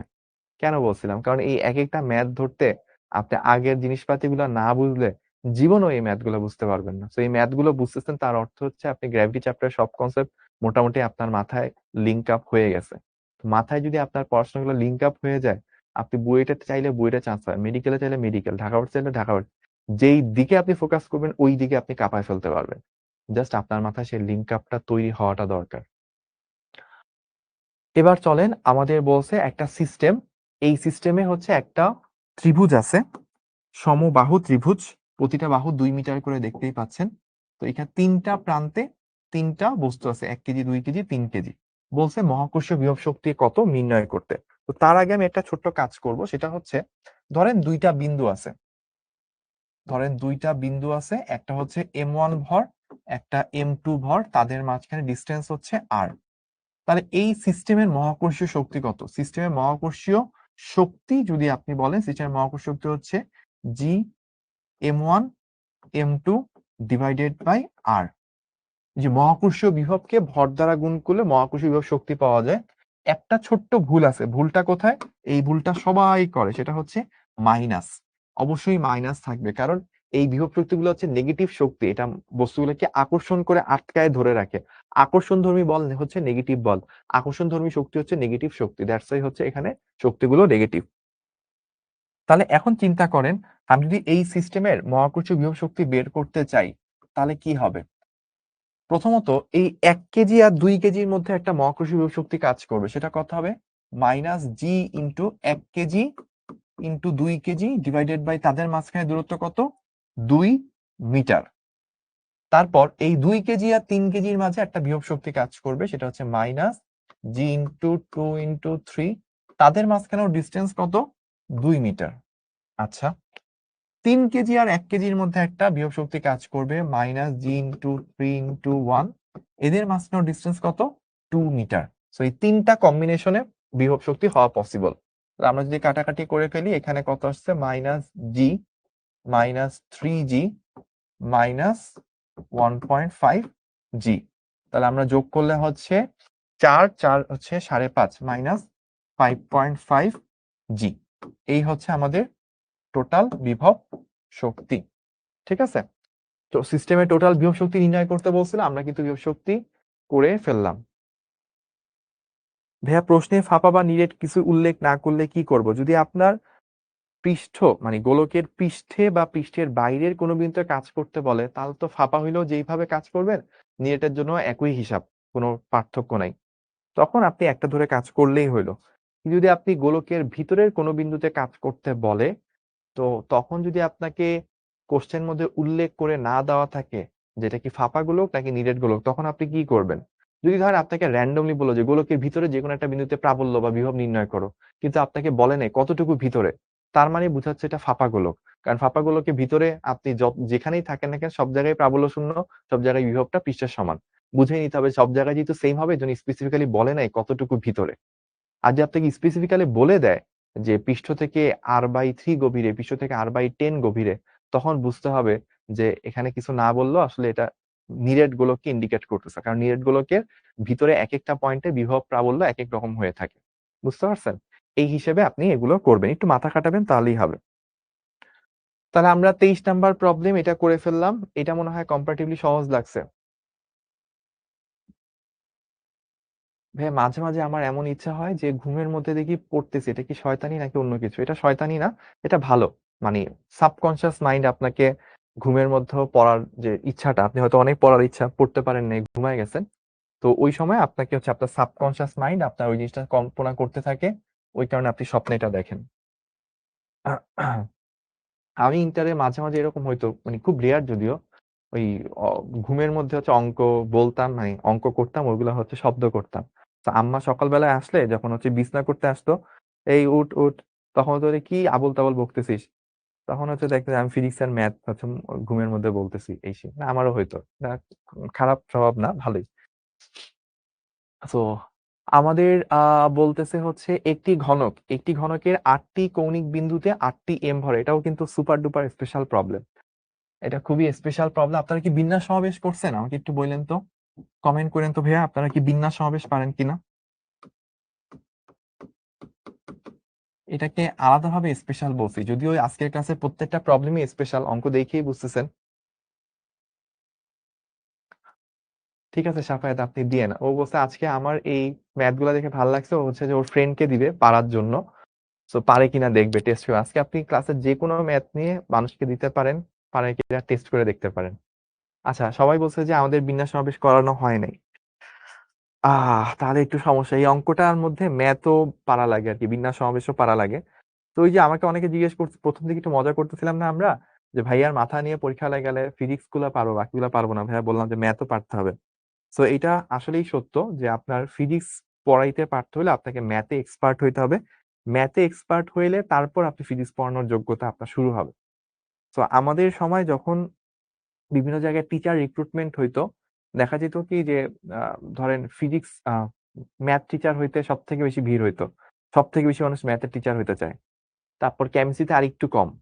ধরেন বুয়েটে চান্স পাইছে যারা, ধরেন ভালো, ভালো রেজাল্ট করে চান্স পাইছে, তারা ধরেন বিভিন্ন জায়গায় টিচার হওয়ার জন্য পরীক্ষা দিতে গেল। তো দেখা গেল যে ম্যাথ রুমে প্রচুর ১০০ জন ধরেন পরীক্ষা দিতে আসছে। টিচার হওয়ার জন্য পার্টিসিপেট করতে আসছে। কেমিস্ট্রিতে ধরেন যে ৬০-৭০ জন। ফিজিক্সের রুমে দেখা গেছে যে ১০-১৫ জনও পাওয়া যায় না। কারণ ফিজিক্স হইতে হলে আপনাকে ম্যাথে আগে পার করে আসতে হবে। তারপর আপনার ফিজিক্সের ঝামেলা জিনিসপাতিগুলো বুঝাইতে পারতে হবে। অনেক ঝামেলা আছে। তো এনিওয়েজ এটা বলতেছিলাম এই কারণে যে এটা বিন্যাস সমাবেশ ভালো না পারলে আসলে এই ম্যাথ পারা যায় না। তো আমরা যতটুক পারি আপনাদেরকে বোঝানোর চেষ্টা করব। সিস্টেমটা কিরকম? সিস্টেমটা হচ্ছে এরকম। দেখেন, একটা ঘনকের ৮ টা কৌণিক বিন্দু। আমি একটু কৌণিক বিন্দুগুলাকে আঁকি তাহলে বুঝতে পারবেন। এইটা একটা পয়েন্ট, ২ টা, ৩ টা, ৪ টা, ৫ টা, ৬ টা, ৭ টা, ৮ টা। প্রতিটা বিন্দুতে এম করে ভর আছে।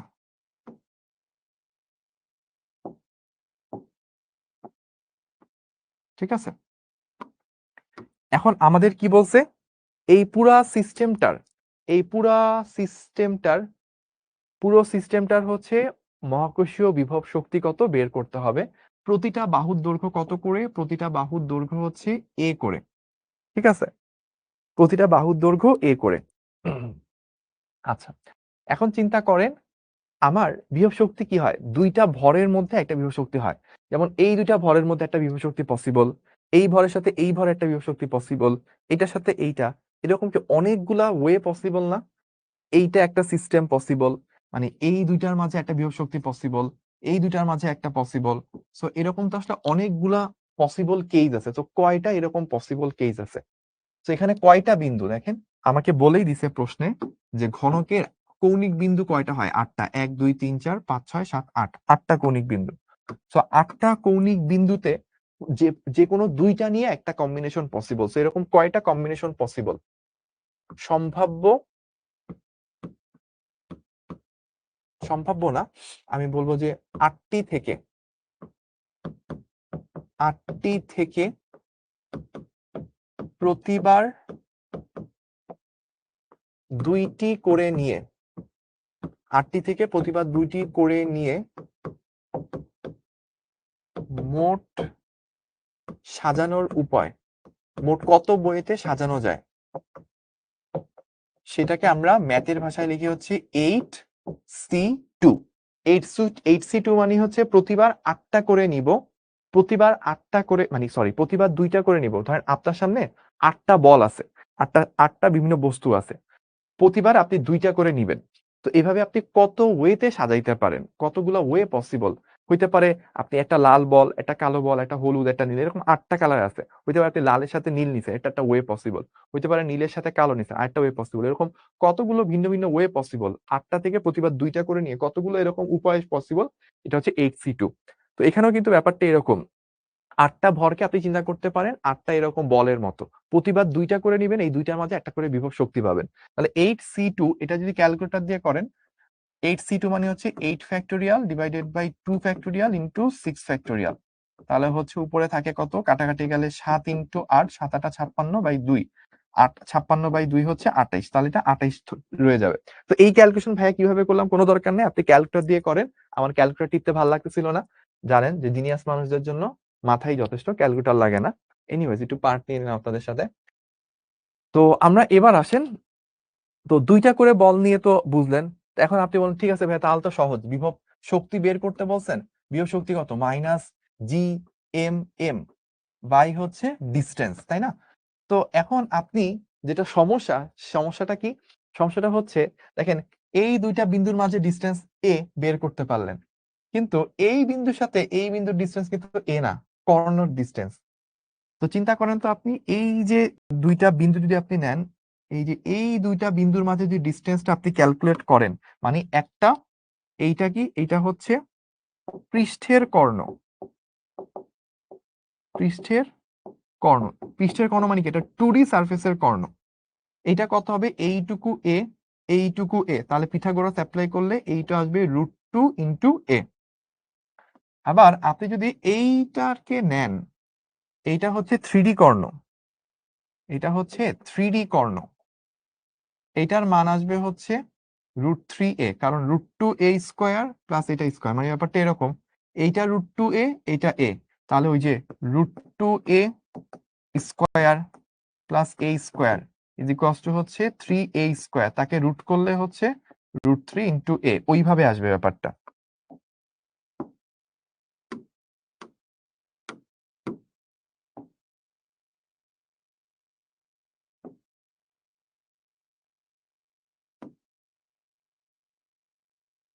আচ্ছা ঠিক আছে, তাহলে আমরা 2 ধরনের কর্ণ এখানে পাই, একটা হচ্ছে সারফেসের কর্ণ আর একটা হচ্ছে 3D কর্ণ, একদম এক কর্নার থেকে আরেক কর্নার পর্যন্ত।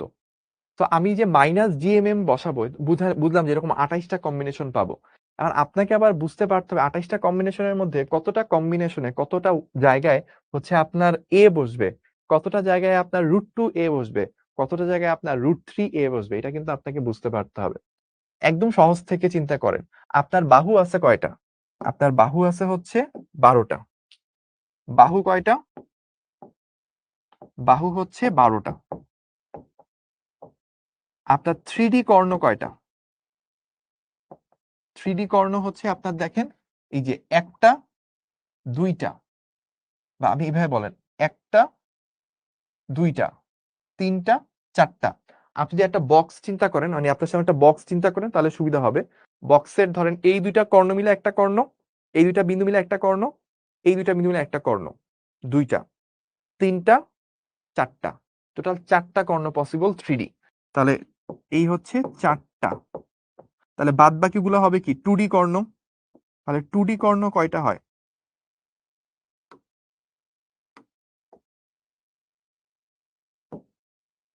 এই রে, গেল তো। তাহলে বাদ বাকিগুলো হবে 2D কর্ণ। তো 12 আর 4 16, 28 থেকে 16 গেলে 8 থাকে হচ্ছে 12টা। তাহলে বাদ বাকি 12টা হবে হচ্ছে 2D কর্ণ। তাহলে -GMM ডিভাইডেড বাই a যদি বসাই, বাহু, বাহু কয়টা আছে? বাহু আছে টোটাল 12টা, প্লাস আমি যদি -GMM, দুইটা মিলে তো GM square, divided by √3a বসাই, √3a বসাই, √3a কয়টা আছে? √3a আছে 4টা, প্লাস আমি যদি -GM স্কোয়ার ডিভাইডেড বাই হচ্ছে √2a বসাই, এইটাও কয়টা আছে? এটাও আছে হচ্ছে আপনার 12টা। এইখান থেকে আমার টোটাল অ্যান্সার চলে আসবে -gm²/a। আর এগুলা একটু গুণ টুন করা লাগবে, আমি একটু দেখি গুণ করে কত আসে। 12 প্লাস 4/√3 প্লাস 12/√2। এটা একটা সংখ্যা চলে আসে। এনিওয়েজ আমি এভাবে লিখি তাহলে বেটার হয়, -22.794 gm² ডিভাইডেড বাই a। এই তো, এটাই হচ্ছে ধরেন আমার অ্যান্সার। ঠিক আছে, তো আজকের ম্যাথ আমি জানি না আপনারা কে কয়টা বুঝতে পারছেন, কিন্তু আমি খুব অবাক হয়েছি। আমি ভাবছিলাম যে ক্লাস শুরু করার 15-20 মিনিট পরে কেউ আর ক্লাসে থাকবে না, আমি একা একাই ক্লাস করা লাগবে। তো এখনো পর্যন্ত মোটামুটি 80-90% মানুষ ক্লাসে রয়ে গেছে। তো কেন যে কি জন্য আছেন আমি জানি না। বললেন যে ভাইয়া পাগলা পাগলা কি কি ম্যাথ করাচ্ছে। আহ কয়টা পর্যন্ত জানি, 3:15 পর্যন্ত ছিল, 3:30 পর্যন্ত আপাতত দিয়ে রাখি। তো আমরা এই ম্যাথ গুলা করলাম। এবং যারা সবগুলা ম্যাথ করতে পারবেন তারা একটু কাইন্ডলি আজকের দিনের জন্য হলেও একটু শিখবো দিব্যতে জানাই, যারা সবগুলা ম্যাথ করতে পারছে। আমি অলওয়েজ আমাদের টিচার্স রুমে, অলওয়েজ শিক্ষক টিচার্স রুমে সবসময় বলি যে এইচএসসি 26 ব্যাচ থেকে মিনিমাম 5টা স্টুডেন্ট থাকবে যারা বুয়েটে প্রথম 100-র মধ্যে চান্স পাবে। আমি এটা গ্যারান্টি দিই সবাইকে। গতকালকে আমাদের টিচার্স মিটিং হচ্ছিল, সো তখনও আমি বলছিলাম এই কথাটা পার্সোনালি যে এইচএসসি 26 ব্যাচ থেকে মিনিমাম 5টা ছেলে 5টা মেয়ে আমি পাবো যারা হচ্ছে বুয়েটে টপ 100-র মধ্যে থাকবে। তো আমি একটু আপনাদেরকে খুঁজে পেতে চাই, আমি একটু দেখতে চাই আজকে শিখবো জীবিতে কারা সবগুলা ম্যাথ পারছেন, একটু আমাকে জানায়। সো আমরা তাহলে এই পুরা ম্যাথটা আরেকবার যদি একটু বলি, আমাদের টোটাল 8টা কৌণিক বিন্দু ছিল। তো মহাকর্ষীয় বিভব শক্তি হয় কি প্রতি 2টা বস্তুর মধ্যে, তাহলে 8টা বিন্দুর মধ্যে মানে 8টা বস্তু আছে, প্রতিবারে 2টা 2টা করে নিয়ে এরকম কতটা ওয়ে পসিবল, ওই ওয়েটা ম্যাথস থেকে আসে। 8c2 এটা বিন্যাস সমাবেশ করার পর আপনারা পারবেন। তো 8 ফ্যাক্টরিয়াল বা এটা আপনি এইভাবে করা লাগবে না, ক্যালকুলেটরে বসাইলেও আপনাকে 28 মান দিয়ে দিবে। আমার ক্যালকুলেটর ইউজ না করে করছি, এই জন্য আমি একটু ভেঙে ভেঙে করছি। এখন এটার মধ্যে বাহু আছে 12টা, তাহলে প্রতি বাহুর দুই প্রান্তে কি 2টা করে বিন্দু। বাহু 2টা বিন্দুর মাঝে দূরত্ব কত হবে? এই 2টা বিন্দুর মাঝে দূরত্ব a, তো GMM/a লিখলেই হবে। কিন্তু একটা সারফেসের একটা কর্ণ যদি চিন্তা করেন, এই বিন্দু আর এই বিন্দুর মাঝে আপনার কতটুকু মহাকর্ষীয় শক্তি, তখন হচ্ছে GMM/, এই দুইটার মাঝে দূরত্ব হচ্ছে √2a। আর যখন আপনি 3D কর্ণ নিয়ে কাজ করবেন, 3D কর্ণটা হচ্ছে √3a। 3D কর্ণ এরকম 4টা পসিবল, এটা বসাইছি, তারপর সবগুলোকে যোগ করে দিয়েছি, এরকম অ্যান্সার চলে আসছে। এটাই হচ্ছে আমাদের সলিউশন ছিল। ওকে, এবার আসেন আমাদের 25 নাম্বার প্রবলেম। 25 নাম্বার প্রবলেম আমরা করব।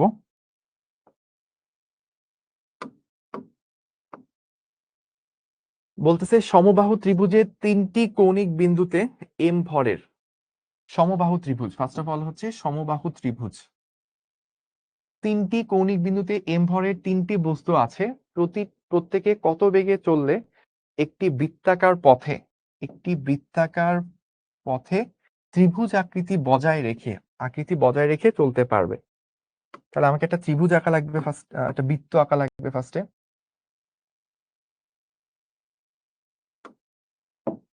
ওকে, এই বৃত্তের মধ্যে একটা সমবাহু ত্রিভুজ দিয়ে দেবো, তাই তো? দেখি পারি কিনা। না, এভাবে হবে না, অটোতে যাবে না। সো এভাবে করা যায় কিনা।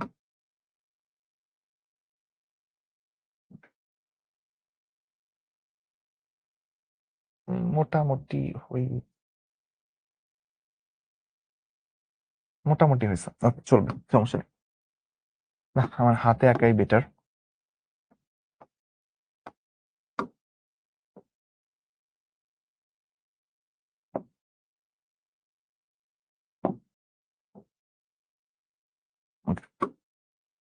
সো ঘটনাটা কি আমি একটু আপনাদেরকে খুলে বলি।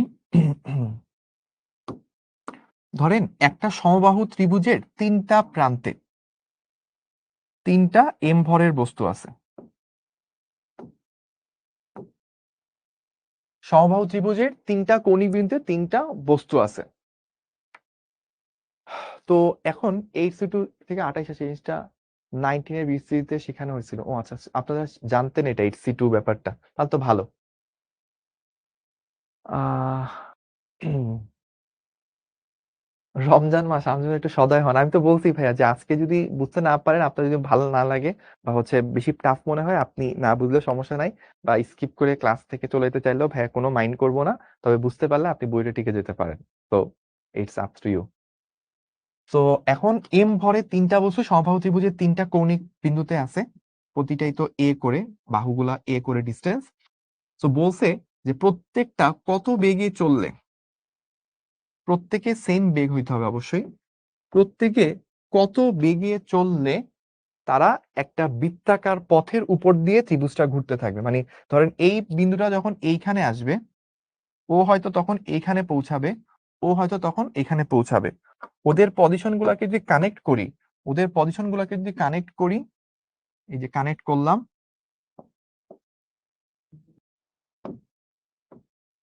কানেক্ট করলে এখনো ওই ওই যে ত্রিভুজটা, সমবাহু ত্রিভুজটা এখনো বৃত্তের উপরই থাকবে। অর্থাৎ যেটা হবে যে এই বস্তুটাই আসলে এইখান থেকে এখানে আসছে, এইটা এখান থেকে এখানে গেছে, এইটা এখান থেকে এখানে গেছে, কিন্তু তারা এমন ভাবে ঘুরতেছে যে সমবাহু ত্রিভুজটাও মেনটেন হচ্ছে, বৃত্তটাও মেনটেন হচ্ছে। তো কত বেগে তারা ঘুরলে এই ব্যাপারটা মেনটেন হবে, সেটাই হচ্ছে আমাদের প্রশ্ন। তো এইটা সলভ করব আমরা। সলভ করার জন্য প্রথমে একটা কাজ করি, দেখেন আমরা সমবাহু ত্রিভুজটা একটু আঁকি।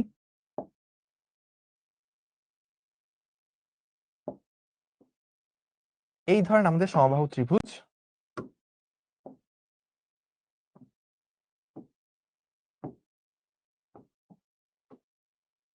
সো আমার যেটা বুঝতে হয় সেটা হচ্ছে যে এরকম,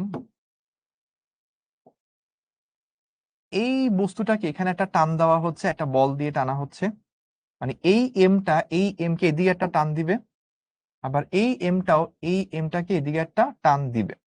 ঠিক আছে, যেহেতু ভরগুলো সমান করে, তাহলে এই বলের মান যা হবে, এই বলের মান এক্স্যাক্টলি তা হবে। এবং লব্ধি যদি কেউ বের করতে বলে, লব্ধি হবে কি ঠিক মাঝখান বরাবর, লব্ধি হবে ঠিক মাঝখান বরাবর। এবং এইটা নিশ্চয়ই বুঝতেছেন, টোটাল অ্যাঙ্গেলটা কত, 60 ডিগ্রি, তাই না? টোটাল অ্যাঙ্গেলটা হচ্ছে 60 ডিগ্রি। তাহলে এই লব্ধি বল যদি আমরা একটু বের করি, এফ প্রাইম হবে কত, এফ প্রাইম হবে হচ্ছে √over F square plus F square plus 2 × F cos 60। সমবাহু ত্রিভুজের প্রতিটা কোণ হচ্ছে 60 করে। তাহলে আমি যদি এখান থেকে 2f² কমন নিই, 1 প্লাস cos 60, তাহলে √ওভার 2f² cos 60 হচ্ছে কত, হাফ, 3/2। তাহলে কাটাকাটি যে আমাদের থাকতেছে হচ্ছে √3 × f। আচ্ছা, √3 × f এটা পড়ে থাকে। খেয়াল করে দেখেন, এইখানে এই যে বৃত্তের কেন্দ্র, এই যে বৃত্তের কেন্দ্র,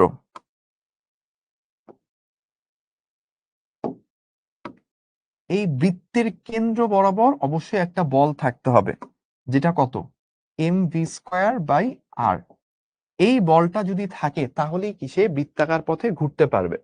তাহলে দেখেন, এই বিন্দুটার জন্য কেন্দ্রের এই যে দুইটা বস্তু, এই এম দুইটা এম মিলে ওকে যে কেন্দ্রের দিকে টান, ওকে কি একটা লব্ধি বল দিচ্ছে। এই লব্ধি বলটা কিন্তু দেখেন এই বলটাই, এই লব্ধি বলটা আসলে এই বলটা, এবং এই বলটাই কি কেন্দ্রের দিকে কাজ করে।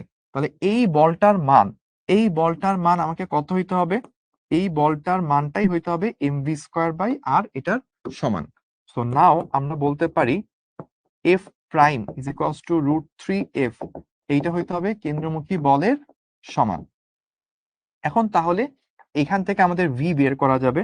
ফার্স্ট অফ অল √3 তো আমরা জানি, এফ হচ্ছে দুইটা বিন্দুর মাঝখানে বল, সো GMM মানে GM² দুইটার মাঝখানে দূরত্ব a, সেটার square, is equals two mv²/r। আর কি, আর হচ্ছে এই যে ব্যাসার্ধটা, আর হচ্ছে এই যে এই কেন্দ্র পর্যন্ত এইটুকু যে ডিস্টেন্স, সেটা হচ্ছে আর। এখন আমি আরটা কিভাবে বের করব, তাই না? আর বের করাটা একটা টাফ জিনিস। সো আর বের করার টেকনিকটা ধরেন এরকম বলতে পারেন, তাহলে এইখানে হচ্ছে আপনার সেন্টারটা চিন্তা করলেন, তাহলে আপনি চিন্তা করেন যে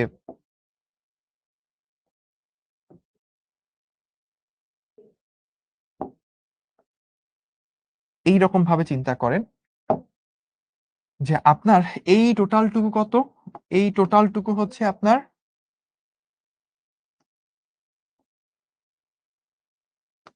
এই টোটালটুকু হচ্ছে এ, এইটুকু আর এইটুকু আর এই টোটাল অ্যাঙ্গেলটা 60, তাহলে তার অর্ধেক কত 30।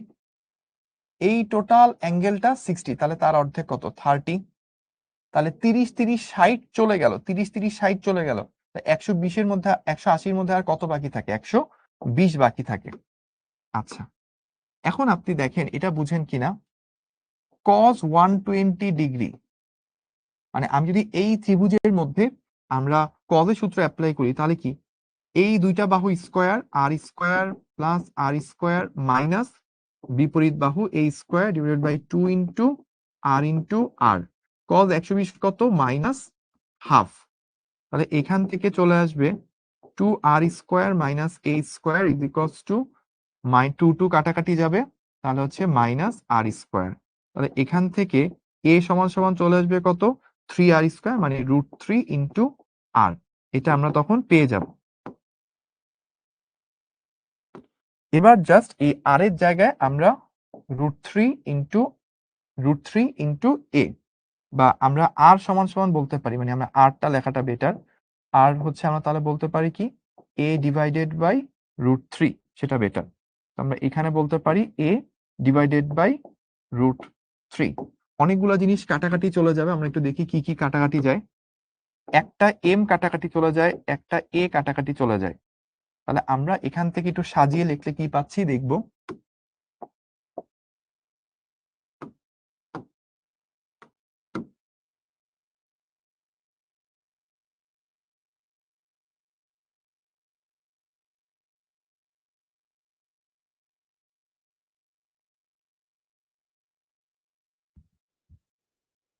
ওকে, অনেকটুকু স্পেস পেয়ে গেলাম লেখার মতো।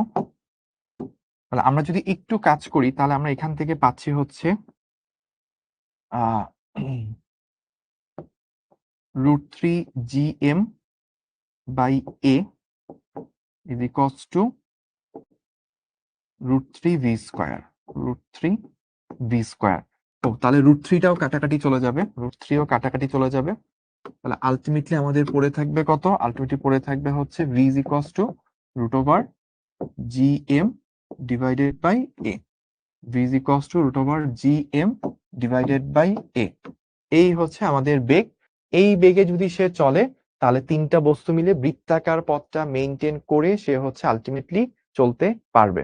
ঠিক আছে, তাহলে পুরা ম্যাথটা ভাইয়া যদি কেউ বুঝে থাকেন একটু কমেন্ট করে জানায়েন, আর আমি ভাইয়া পুরা ম্যাথটা আরেকবার হচ্ছে বলতেছি। তো 3:30 আমাদের আরেকটা ক্লাস আছে, আচ্ছা 3:30টায় ক্লাস আছে, ঠিক আছে ভাইয়া ছেড়ে দিব তাহলে। আর এই ম্যাথটা করি তাহলে ছেড়ে দিচ্ছি। তাহলে আমাদের বলতেছে 3:30টায় কি আপনাদের শিখতে ক্লাস? আমাকে একটু বললেন তো ভাইয়া সবাই, 3:30টায় কি আপনাদের শিখতে আরেকটা ক্লাস আছে? এটা হওয়ার কথা না। পুরা ম্যাথটা ভাইয়া আরেকবার একটু বলতেছি। তো এটা একটা সমবাহু ত্রিভুজ ছিল। সমবাহু ত্রিভুজের আপনার তিনটা প্রান্তে তিনটা কৌণিক বিন্দুতে হচ্ছে তিনটা, ভাইয়া ওদের কি 3:30টায় আরেকটা ক্লাস আছে? ডাউট সলভিং ক্লাস, সমস্যা নাই না? আচ্ছা বুঝতে পারছি, ডাউট সলভিং ক্লাস আছে আপনাদের। ডাউট সলভিং ক্লাসে তো একদম মানে আর কি ইনস্ট্যান্ট থাকতে হবে তা না, আপনার কিছুক্ষণ পরে জয়েন করতে হবে। সো আমরা একটু আর এটা 5:30 পর্যন্ত হবে। সো ডাউট সলভিং ক্লাস আপনারা পরবর্তীতেও যদি কারো লাগে আপনি এটা করতে পারবেন। তাহলে আমরা এখানে যেটা বলছিলাম, একটা বৃত্তাকার একটা অংশের মধ্যে একটা ত্রিভুজ, সমবাহু ত্রিভুজ, তার তিনটা কর্নারে তিনটা ভর আছে। তো প্রত্যেকটা কত বেগে চললে পুরা সিস্টেমটা বৃত্তাকার পথে থেকে সমবাহু ত্রিভুজটা মেনটেন করতে পারবে। তো আমরা ফার্স্টে বলছি যে এই দুইটা ভর ওকে এই দিকে আর এই দিকে টানতেছে, ফলে এই দুইটা লব্ধি হবে একদম মাঝখান বরাবর। এই লব্ধি বলটা √3F হয়, সেটা ফার্স্টে বের করছি। এরপর আমরা করলাম কি, দেখলাম লব্ধি বলটা যেই দিকে ওই দিকেই হচ্ছে কেন্দ্রটা আছে। তাহলে কেন্দ্রের দিকে কি দরকার হয়? কেন্দ্রমুখী বল। তাহলে এই লব্ধি বলটাই ওর জন্য কেন্দ্রমুখী বল হইতে হবে। কেন্দ্রমুখী বল না থাকলে কখনোই বৃত্তাকার পথে ঘোরা পসিবল না। তাহলে এই যে √3F যেটা লব্ধি বল আসছে, এটাই কেন্দ্রমুখী বল হইতে হবে। তারপর আমরা যেটা করছি সেটা হচ্ছে এখানে এই বৃত্তের ব্যাসার্ধ কত হবে সেটা বাহুর দৈর্ঘ্য এর রেসপেক্টে বের করছি। এটা যদি এ হয়, এটা আর এটা আর, তাহলে এই টোটালটা ত্রিভুজের প্রত্যেকটা কোণ 60 ডিগ্রি করে। এটা 60 হলে তার অর্ধেক 30, এটাও তার মানে 30, 30 মিলে 60 গেলে 180 থেকে 60 বাদ গেলে এখানে 120 পড়ে থাকে। তারপর আমি ত্রিভুজের কজের সূত্র ইউজ করছি, cos 120 সমান সংলগ্ন বাহু দুটার স্কোয়ার মাইনাস বিপরীত বাহুর স্কোয়ার। এই সূত্রটা অ্যাপ্লাই করছে, এটা আপনারা জানেন, ম্যাথে করছেন। এখান থেকে আর এর ভ্যালু কত বের হয়ে চলে আসছে। তো এই mv স্কোয়ার বাই আর এর জায়গায় এটা বসাইছি, কাটাকাটি করছি। এখান থেকে বেগের মান চলে আসছে v √gm divided by a। Okay okay, তাহলে আমরা 25 নাম্বার সলভ করে ফেললাম। ও তো অনেকের স্ক্রিনশট নেওয়ার দরকার আছে, তাহলে স্ক্রিনশটটা যদি নেওয়ার থাকে দ্রুত নিয়ে নিব, ঠিক আছে? দ্রুত স্ক্রিনশট নিতে হবে। 1 2 3 4 5, ডান। সো এবার আমরা 26 নাম্বার প্রবলেমে যাব। 26 নাম্বারটাও খুব ভালো অঙ্ক, এটা আপনি কোশ্চেন ব্যাংকে পাবেন।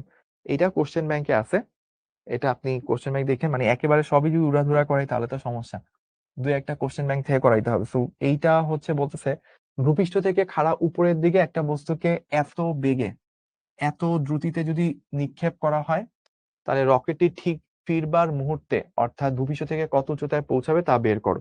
ব্যাপারটা হচ্ছে একটা বস্তু আছে, এই ধরেন পৃথিবীর পৃষ্ঠ থেকে আপনি একটা বস্তুকে নিক্ষেপ করবেন,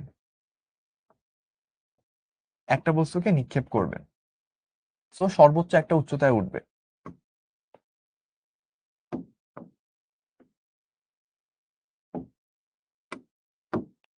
তো পৃথিবীর পৃষ্ঠ থেকে একটা বস্তুকে উপরের দিকে নিক্ষেপ করবে, সে সর্বোচ্চ কত উচ্চতায় উঠবে সেটাই হচ্ছে বের করতে বলছে। কোনো সমস্যা নাই, আমরা শক্তির সহনশীলতা নীতি দিয়ে করে ফেলতে পারবো। কনজারভেশন ল অফ এনার্জি, এটা অ্যাপ্লাই করলেই ডান। কিভাবে করব দেখেন, এই বিন্দু থেকে যখন আমি নিক্ষেপ করতেছি, আমি একটা গতিশক্তি দিছি 12 mv²। এই পয়েন্টে সারফেসে আমার একটা বিভব শক্তি ছিল -gmm ডিভাইডেড বাই পৃষ্ঠ থেকে, দ্যাটস ওয়াই আর। যখন আমি এই হাইটে উঠবো তখন আমার গতিশক্তি কত হয়ে যাবে? 0। সর্বোচ্চ বিন্দুতে, সর্বোচ্চ পয়েন্টে বেগ কত হয়? 0 হয়। আর বিভব শক্তি কত হবে? -gmm divided by R plus H. এই ইকুয়েশনের সবকিছু জানা থাক, মানে স্মল এমটা কাটাকাটি চলে যাবে। দেখেন স্মল এম গুলো আমি কাটাকাটি করতে পারি, তাহলে আমার কি থাকে অবশিষ্ট?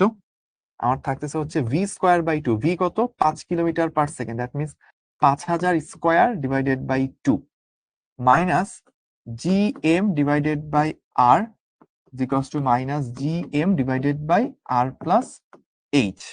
এই পুরা জায়গায় আমরা কিন্তু জানি জি কত? জি হচ্ছে 6.673 10⁻⁻11। আর কত? আর হচ্ছে 6.4 10⁻6। আর এম কত? এম হচ্ছে 6 10⁻24।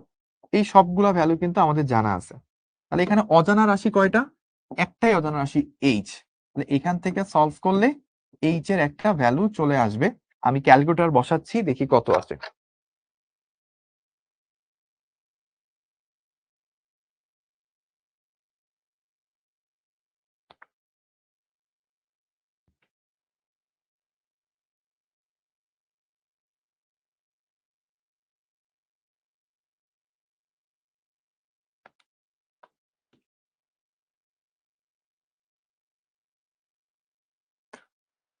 তাহলে ওই দিকে নিয়ে গেলাম, নিয়ে হচ্ছে 1/r। তাহলে এই রেজাল্টটা আমি পাইলাম, তাই তো? ওকে, তাহলে হচ্ছে আমার এই রেজাল্টটা, এটা ওই দিকে গেল, এটা আসলো। এবার আমি যেটা করব সেটা হচ্ছে আমার 1/6.4 10⁶ মাইনাস হচ্ছে অ্যান্সার। এখান থেকে আমি এটাকে ইনভার্স করব, এখান থেকে আমি 6.4 10⁶ বিয়োগ দিব। অ্যান্সারটা চলে আসছে আমার 1.59 10⁶ মিটার।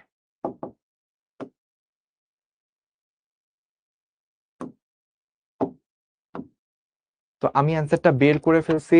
এটা আমার চলে আসছে 1.59 10⁶ মিটার। আমাকে একজন বলছে এটা তপন স্যারের এক্সাম্পলের ম্যাথ। তো আমি এটা আপনাদেরকে বলতে খুবই ইন্টারেস্ট ফিল করতেছি। এইটা বুয়েট ভর্তি পরীক্ষায় আসছিল 10 মার্কসের জন্য। এটা বুয়েট অ্যাডমিশন টেস্টে আসছিল। বুয়েট অ্যাডমিশন টেস্টে আসছিল 10 মার্কসের জন্য। রুয়েটেও আসছিল সম্ভবত আরেকবার। খুবই ফেমাস ম্যাথ ছিল এটা, যে এত বেগে নিক্ষেপ করলে কত হাইটে পৌঁছাবে। তো আমরা শক্তি সহনশীলতা নীতি দিয়ে এটা করে ফেলতে পারি। হাফ এমভি স্কোয়ার গতিশক্তি ছিল, পৃষ্ঠে বিভব শক্তি ছিল -gmm/r, সর্বোচ্চ হাইটে গতিশক্তি 0 হবে এবং বিভব শক্তি হবে -gmm/r+8। সবকিছুই জানা ছিল, একমাত্র এইচ অজানা। তো এখানে বসায় দিলেই আপনার এইচ এর ভ্যালু চলে আসছে 1.59 10⁶ মিটার। ওকে, আচ্ছা। ও, তারপরে এখানে শেষ। একটা ম্যাথ আপনাদের রিকোয়েস্ট ছিল, ভার কেন্দ্র নির্ণয়ের ম্যাথ। আমরা কত পর্যন্ত করলাম? 26, তাই না? 27 নাম্বার।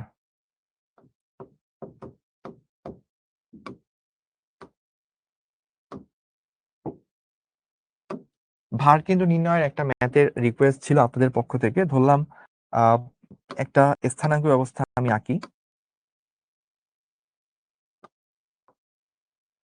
সো আমাদের আজকে আপনারা অনেকগুলা প্রবলেম দেখলেন না? সো অ্যাডমিশনে ভাইয়া যখন ক্লাস নিছিলাম বলতে এই যে কয়দিন আগেই তো এইচএসসি 24 ব্যাচের আমাদের ইঞ্জিনিয়ারিং এর ক্লাস শেষ হলো। তো ওদের ক্ষেত্রে আমার মনে হয় গ্র্যাভিটিতে এইরকম মানে স্পেশাল অঙ্কই মেবি ছিল 40 থেকে 50টা। আজকে তো আমরা 7-8টা করছি। তো ওদের স্পেশাল এইরকম প্রবলেম মানে প্রতিটা ইউনিক বই টইতে কোথাও নাই অলমোস্ট। এইরকম ওদের প্রবলেম মেবি 40টা তো অ্যাটলিস্ট করানো হয়েছে। নাফিউল ইসলাম ভাইয়ের উপর রাগ করছে। কেন রাগ করছে ভাইয়া তো জানি না। সবার কমেন্ট আসলে ভাইয়া পড়া একটু কষ্ট, ভাইদের জন্য ডিফিকাল্ট। ম্যাথের দিকে খুব ফোকাস থাকে, তো কমেন্টের দিকে তাকাইতে গেলে সহজে বোঝানোটা আর হয়ে উঠবে না। তো আশা করি আপনারা বুঝতে পারবেন। তো আমাদেরকে এখানে বলা হচ্ছে যে একটা জায়গায় 3টা বস্তু আছে। সো আমাকে এই রকম বলে দিছে,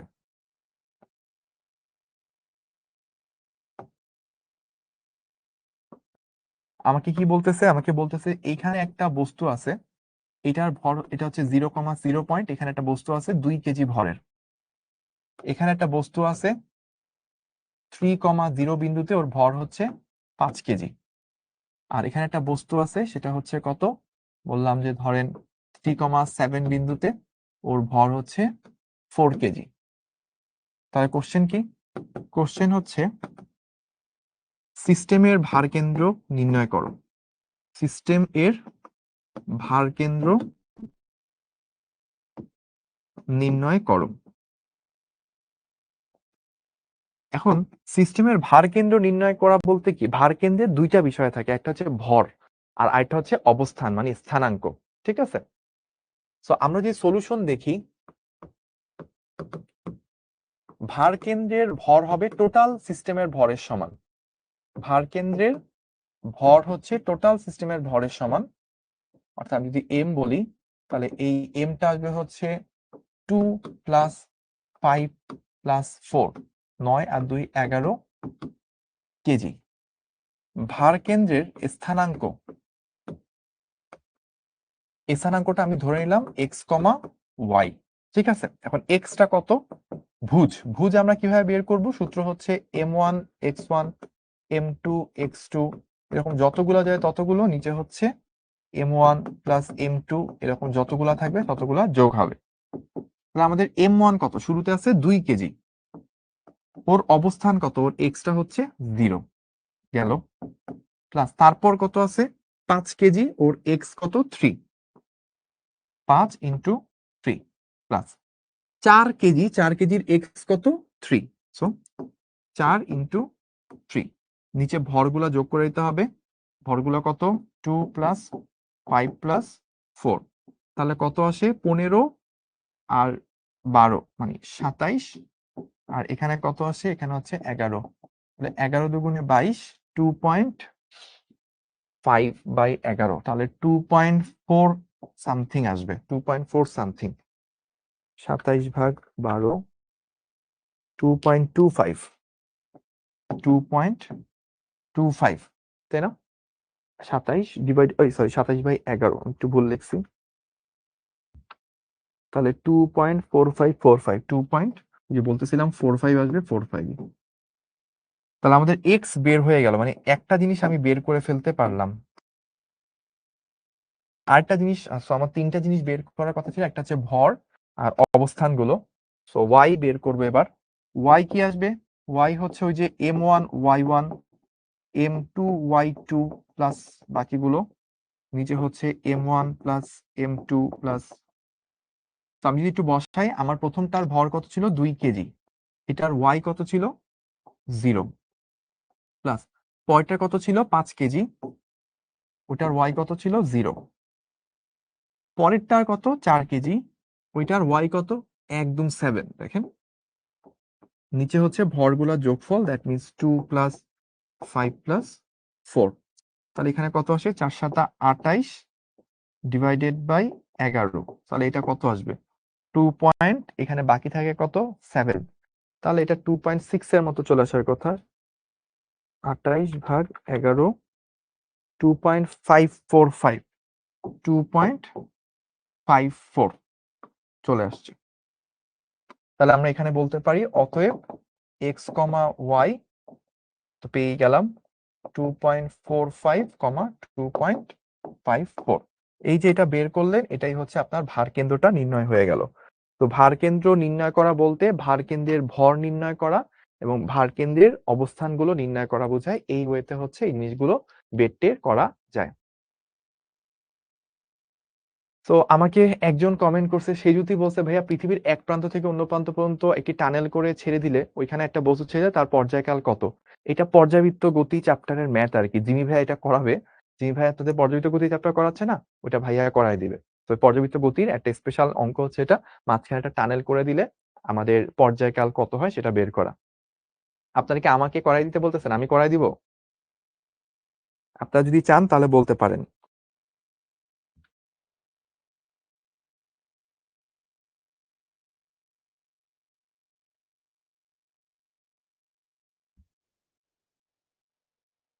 আমাকে বলছে এক্স কিভাবে বের করলেন। এক্স হচ্ছে এই যে এক্স এর সিস্টেমটা তো বলেই দিলাম, যতগুলো ভর আছে প্রত্যেকটার ভর এবং অবস্থানগুলো দূরত্ব গুণ করে দিলেই হবে। আচ্ছা ঠিক আছে, তাহলে হচ্ছে আচ্ছা, তো আমরা এইটুকু পর্যন্ত গেলাম। টাইম কি বাড়ানো লাগবে? আচ্ছা, তো আমরা এইটুকু পর্যন্ত করলাম। তাহলে লাস্ট আমরা আরেকটা প্রবলেম করব, 28 নাম্বার প্রবলেম, P28। 28 নাম্বার ম্যাথটা খুবই স্পেশাল, অনেক জটিল, অনেক জটিল হবে এই ম্যাথটা। এই ম্যাথটা হচ্ছে 5 কেজি ভরের একটা বস্তু আছে, ঠিক আছে? 2 কেজি ভরের আরেকটা বস্তু আছে, বিন্দু বস্তু। মাঝখানে দূরত্ব দেওয়া আছে 13 মিটার। কোশ্চেন, তাদের মাঝে গ্র্যাভিটি বল কত? সব থেকে ডিফিকাল্ট ম্যাথ আজকের ক্লাসে, ঠিক আছে? সো আজকের ক্লাসে সব থেকে ডিফিকাল্ট ম্যাথ, এই যে আপনারা এত ভয় পান, দেখেন সূত্র G m1 m2 divided by distance square কত? 6.673 10⁻⁻11। এম কত? 5 কেজি। ওইটা কত? 2 কেজি। ডিস্টেন্স কত? 13 স্কয়ার, ঠিক আছে? তো সবকিছু দেওয়া আছে, আমি মান বসাবো। -11 ইন্টু 5 দুগুণে 10 বাই 13 স্কয়ার। অ্যান্সারও বের হয়ে গেছে, 3.9485 10⁻⁻12 নিউটন। আমরা আরেকটা স্পেশাল প্রবলেম করে ফেললাম।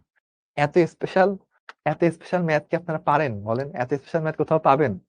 কোনো কোশ্চেনে, কোনো গাইডে 5 2 13 এই কম্বিনেশনই পাবেন? পাবেন না, ঠিক আছে? সো এইটা হচ্ছে সব থেকে স্পেশাল ম্যাথ আজকের ক্লাসের। আবার এটার স্ক্রিনশট নিয়ে দিয়ে দিন না, তাহলে ভাইয়া এত সারাদিন ক্লাস করছি, কষ্টটা বৃথা যাবে। নিশ্চয় হলে এই ধরনের স্ক্রিনশট নিবেন, তা না এটাও ভালো না। এটাও স্ক্রিনশট হচ্ছে ভালো নিতে হলে, এটা কেউ নিতে চাইলে নিতে পারেন, বাট ভালো ম্যাথ গুলো হচ্ছে আরো আগে ছিল। যেমন এই যে এইগুলো হচ্ছে ভালো ম্যাথ, এগুলো হচ্ছে ভালো ম্যাথ। সো অনেকে হচ্ছে টানেল দিয়ে যে পর্যায়কাল বের করা সেটা বের করার কথা বলছিলেন। ২ ধরনের এখানে সিস্টেম হইতে পারে। একটা হচ্ছে একটা পৃথিবীর মাঝখান দিয়ে টানেল করে দিলাম ব্যাস বরাবর। ওইটার ক্ষেত্রে পর্যায়কাল নির্ণয় করতে হইতে পারে। অথবা মাঝখান দিয়ে না করে আমি পাশ দিয়ে করলাম। মানে জ্যা বরাবর টানেল করলাম। ওই ক্ষেত্রে পর্যায়কাল কত? আরেক ধরনের প্রশ্ন হইতে পারে যে মাঝখান দিয়ে টানেল করলাম, উপর থেকে ছেড়ে দিলাম। ধরেন কেন্দ্র এবং হচ্ছে আপনার পৃষ্ঠ এদের মাঝে যেকোনো একটা বিন্দু বলে দিল যে r/10 গভীরতা ওইখানে আমার বেগ কত হবে? বা আমি একটা ব্যাস করে দিলাম। ওই ব্যাসের মধ্যে আমাকে বলে দিল যে এই ব্যাস বরাবর আমার r/10 গভীরতায় বেগ কত হবে? সো এই ৪ ধরনের কঠিন প্রবলেম হইতে পারে। সবগুলাই হচ্ছে ভাইয়া গত বছর এইচএসসি ২৫ কে যখন একাডেমিক ক্লাসে ছিলাম ওখানে করানো হয়েছিল। সবগুলাই হচ্ছে আর্কাইভে আছে। আপনি আর্কাইভ থেকে দেখে নিলে ওই প্রবলেম গুলা পেরে ফেলবেন। তো যেহেতু ওগুলো অলরেডি আছে এজন্য আরেকবার করে টাইম নষ্ট করব না। আজকের ক্লাস মোটামুটি এই পর্যন্তই। সবাই ভালো থাকবেন, সুস্থ থাকবেন। কোয়ার্টার 3 তে আপনার সাথে আজকেই শেষ ক্লাস। আ যদি আল্লাহ পাক বাঁচায় রাখে কোয়ার্টার 4 এ আবার ইনশাআল্লাহ দেখা হবে। সবাই ভালো থাকবেন, সুস্থ থাকবেন, রোজাগুলো সুন্দর করে রাখবেন, ভাইয়াদের জন্য দোয়া করবেন। ঈদের অগ্রিম শুভেচ্ছা। আল্লাহ হাফেজ। অনেক ভালোবাসা, দোয়া, শুভকামনা। আসসালামু আলাইকুম।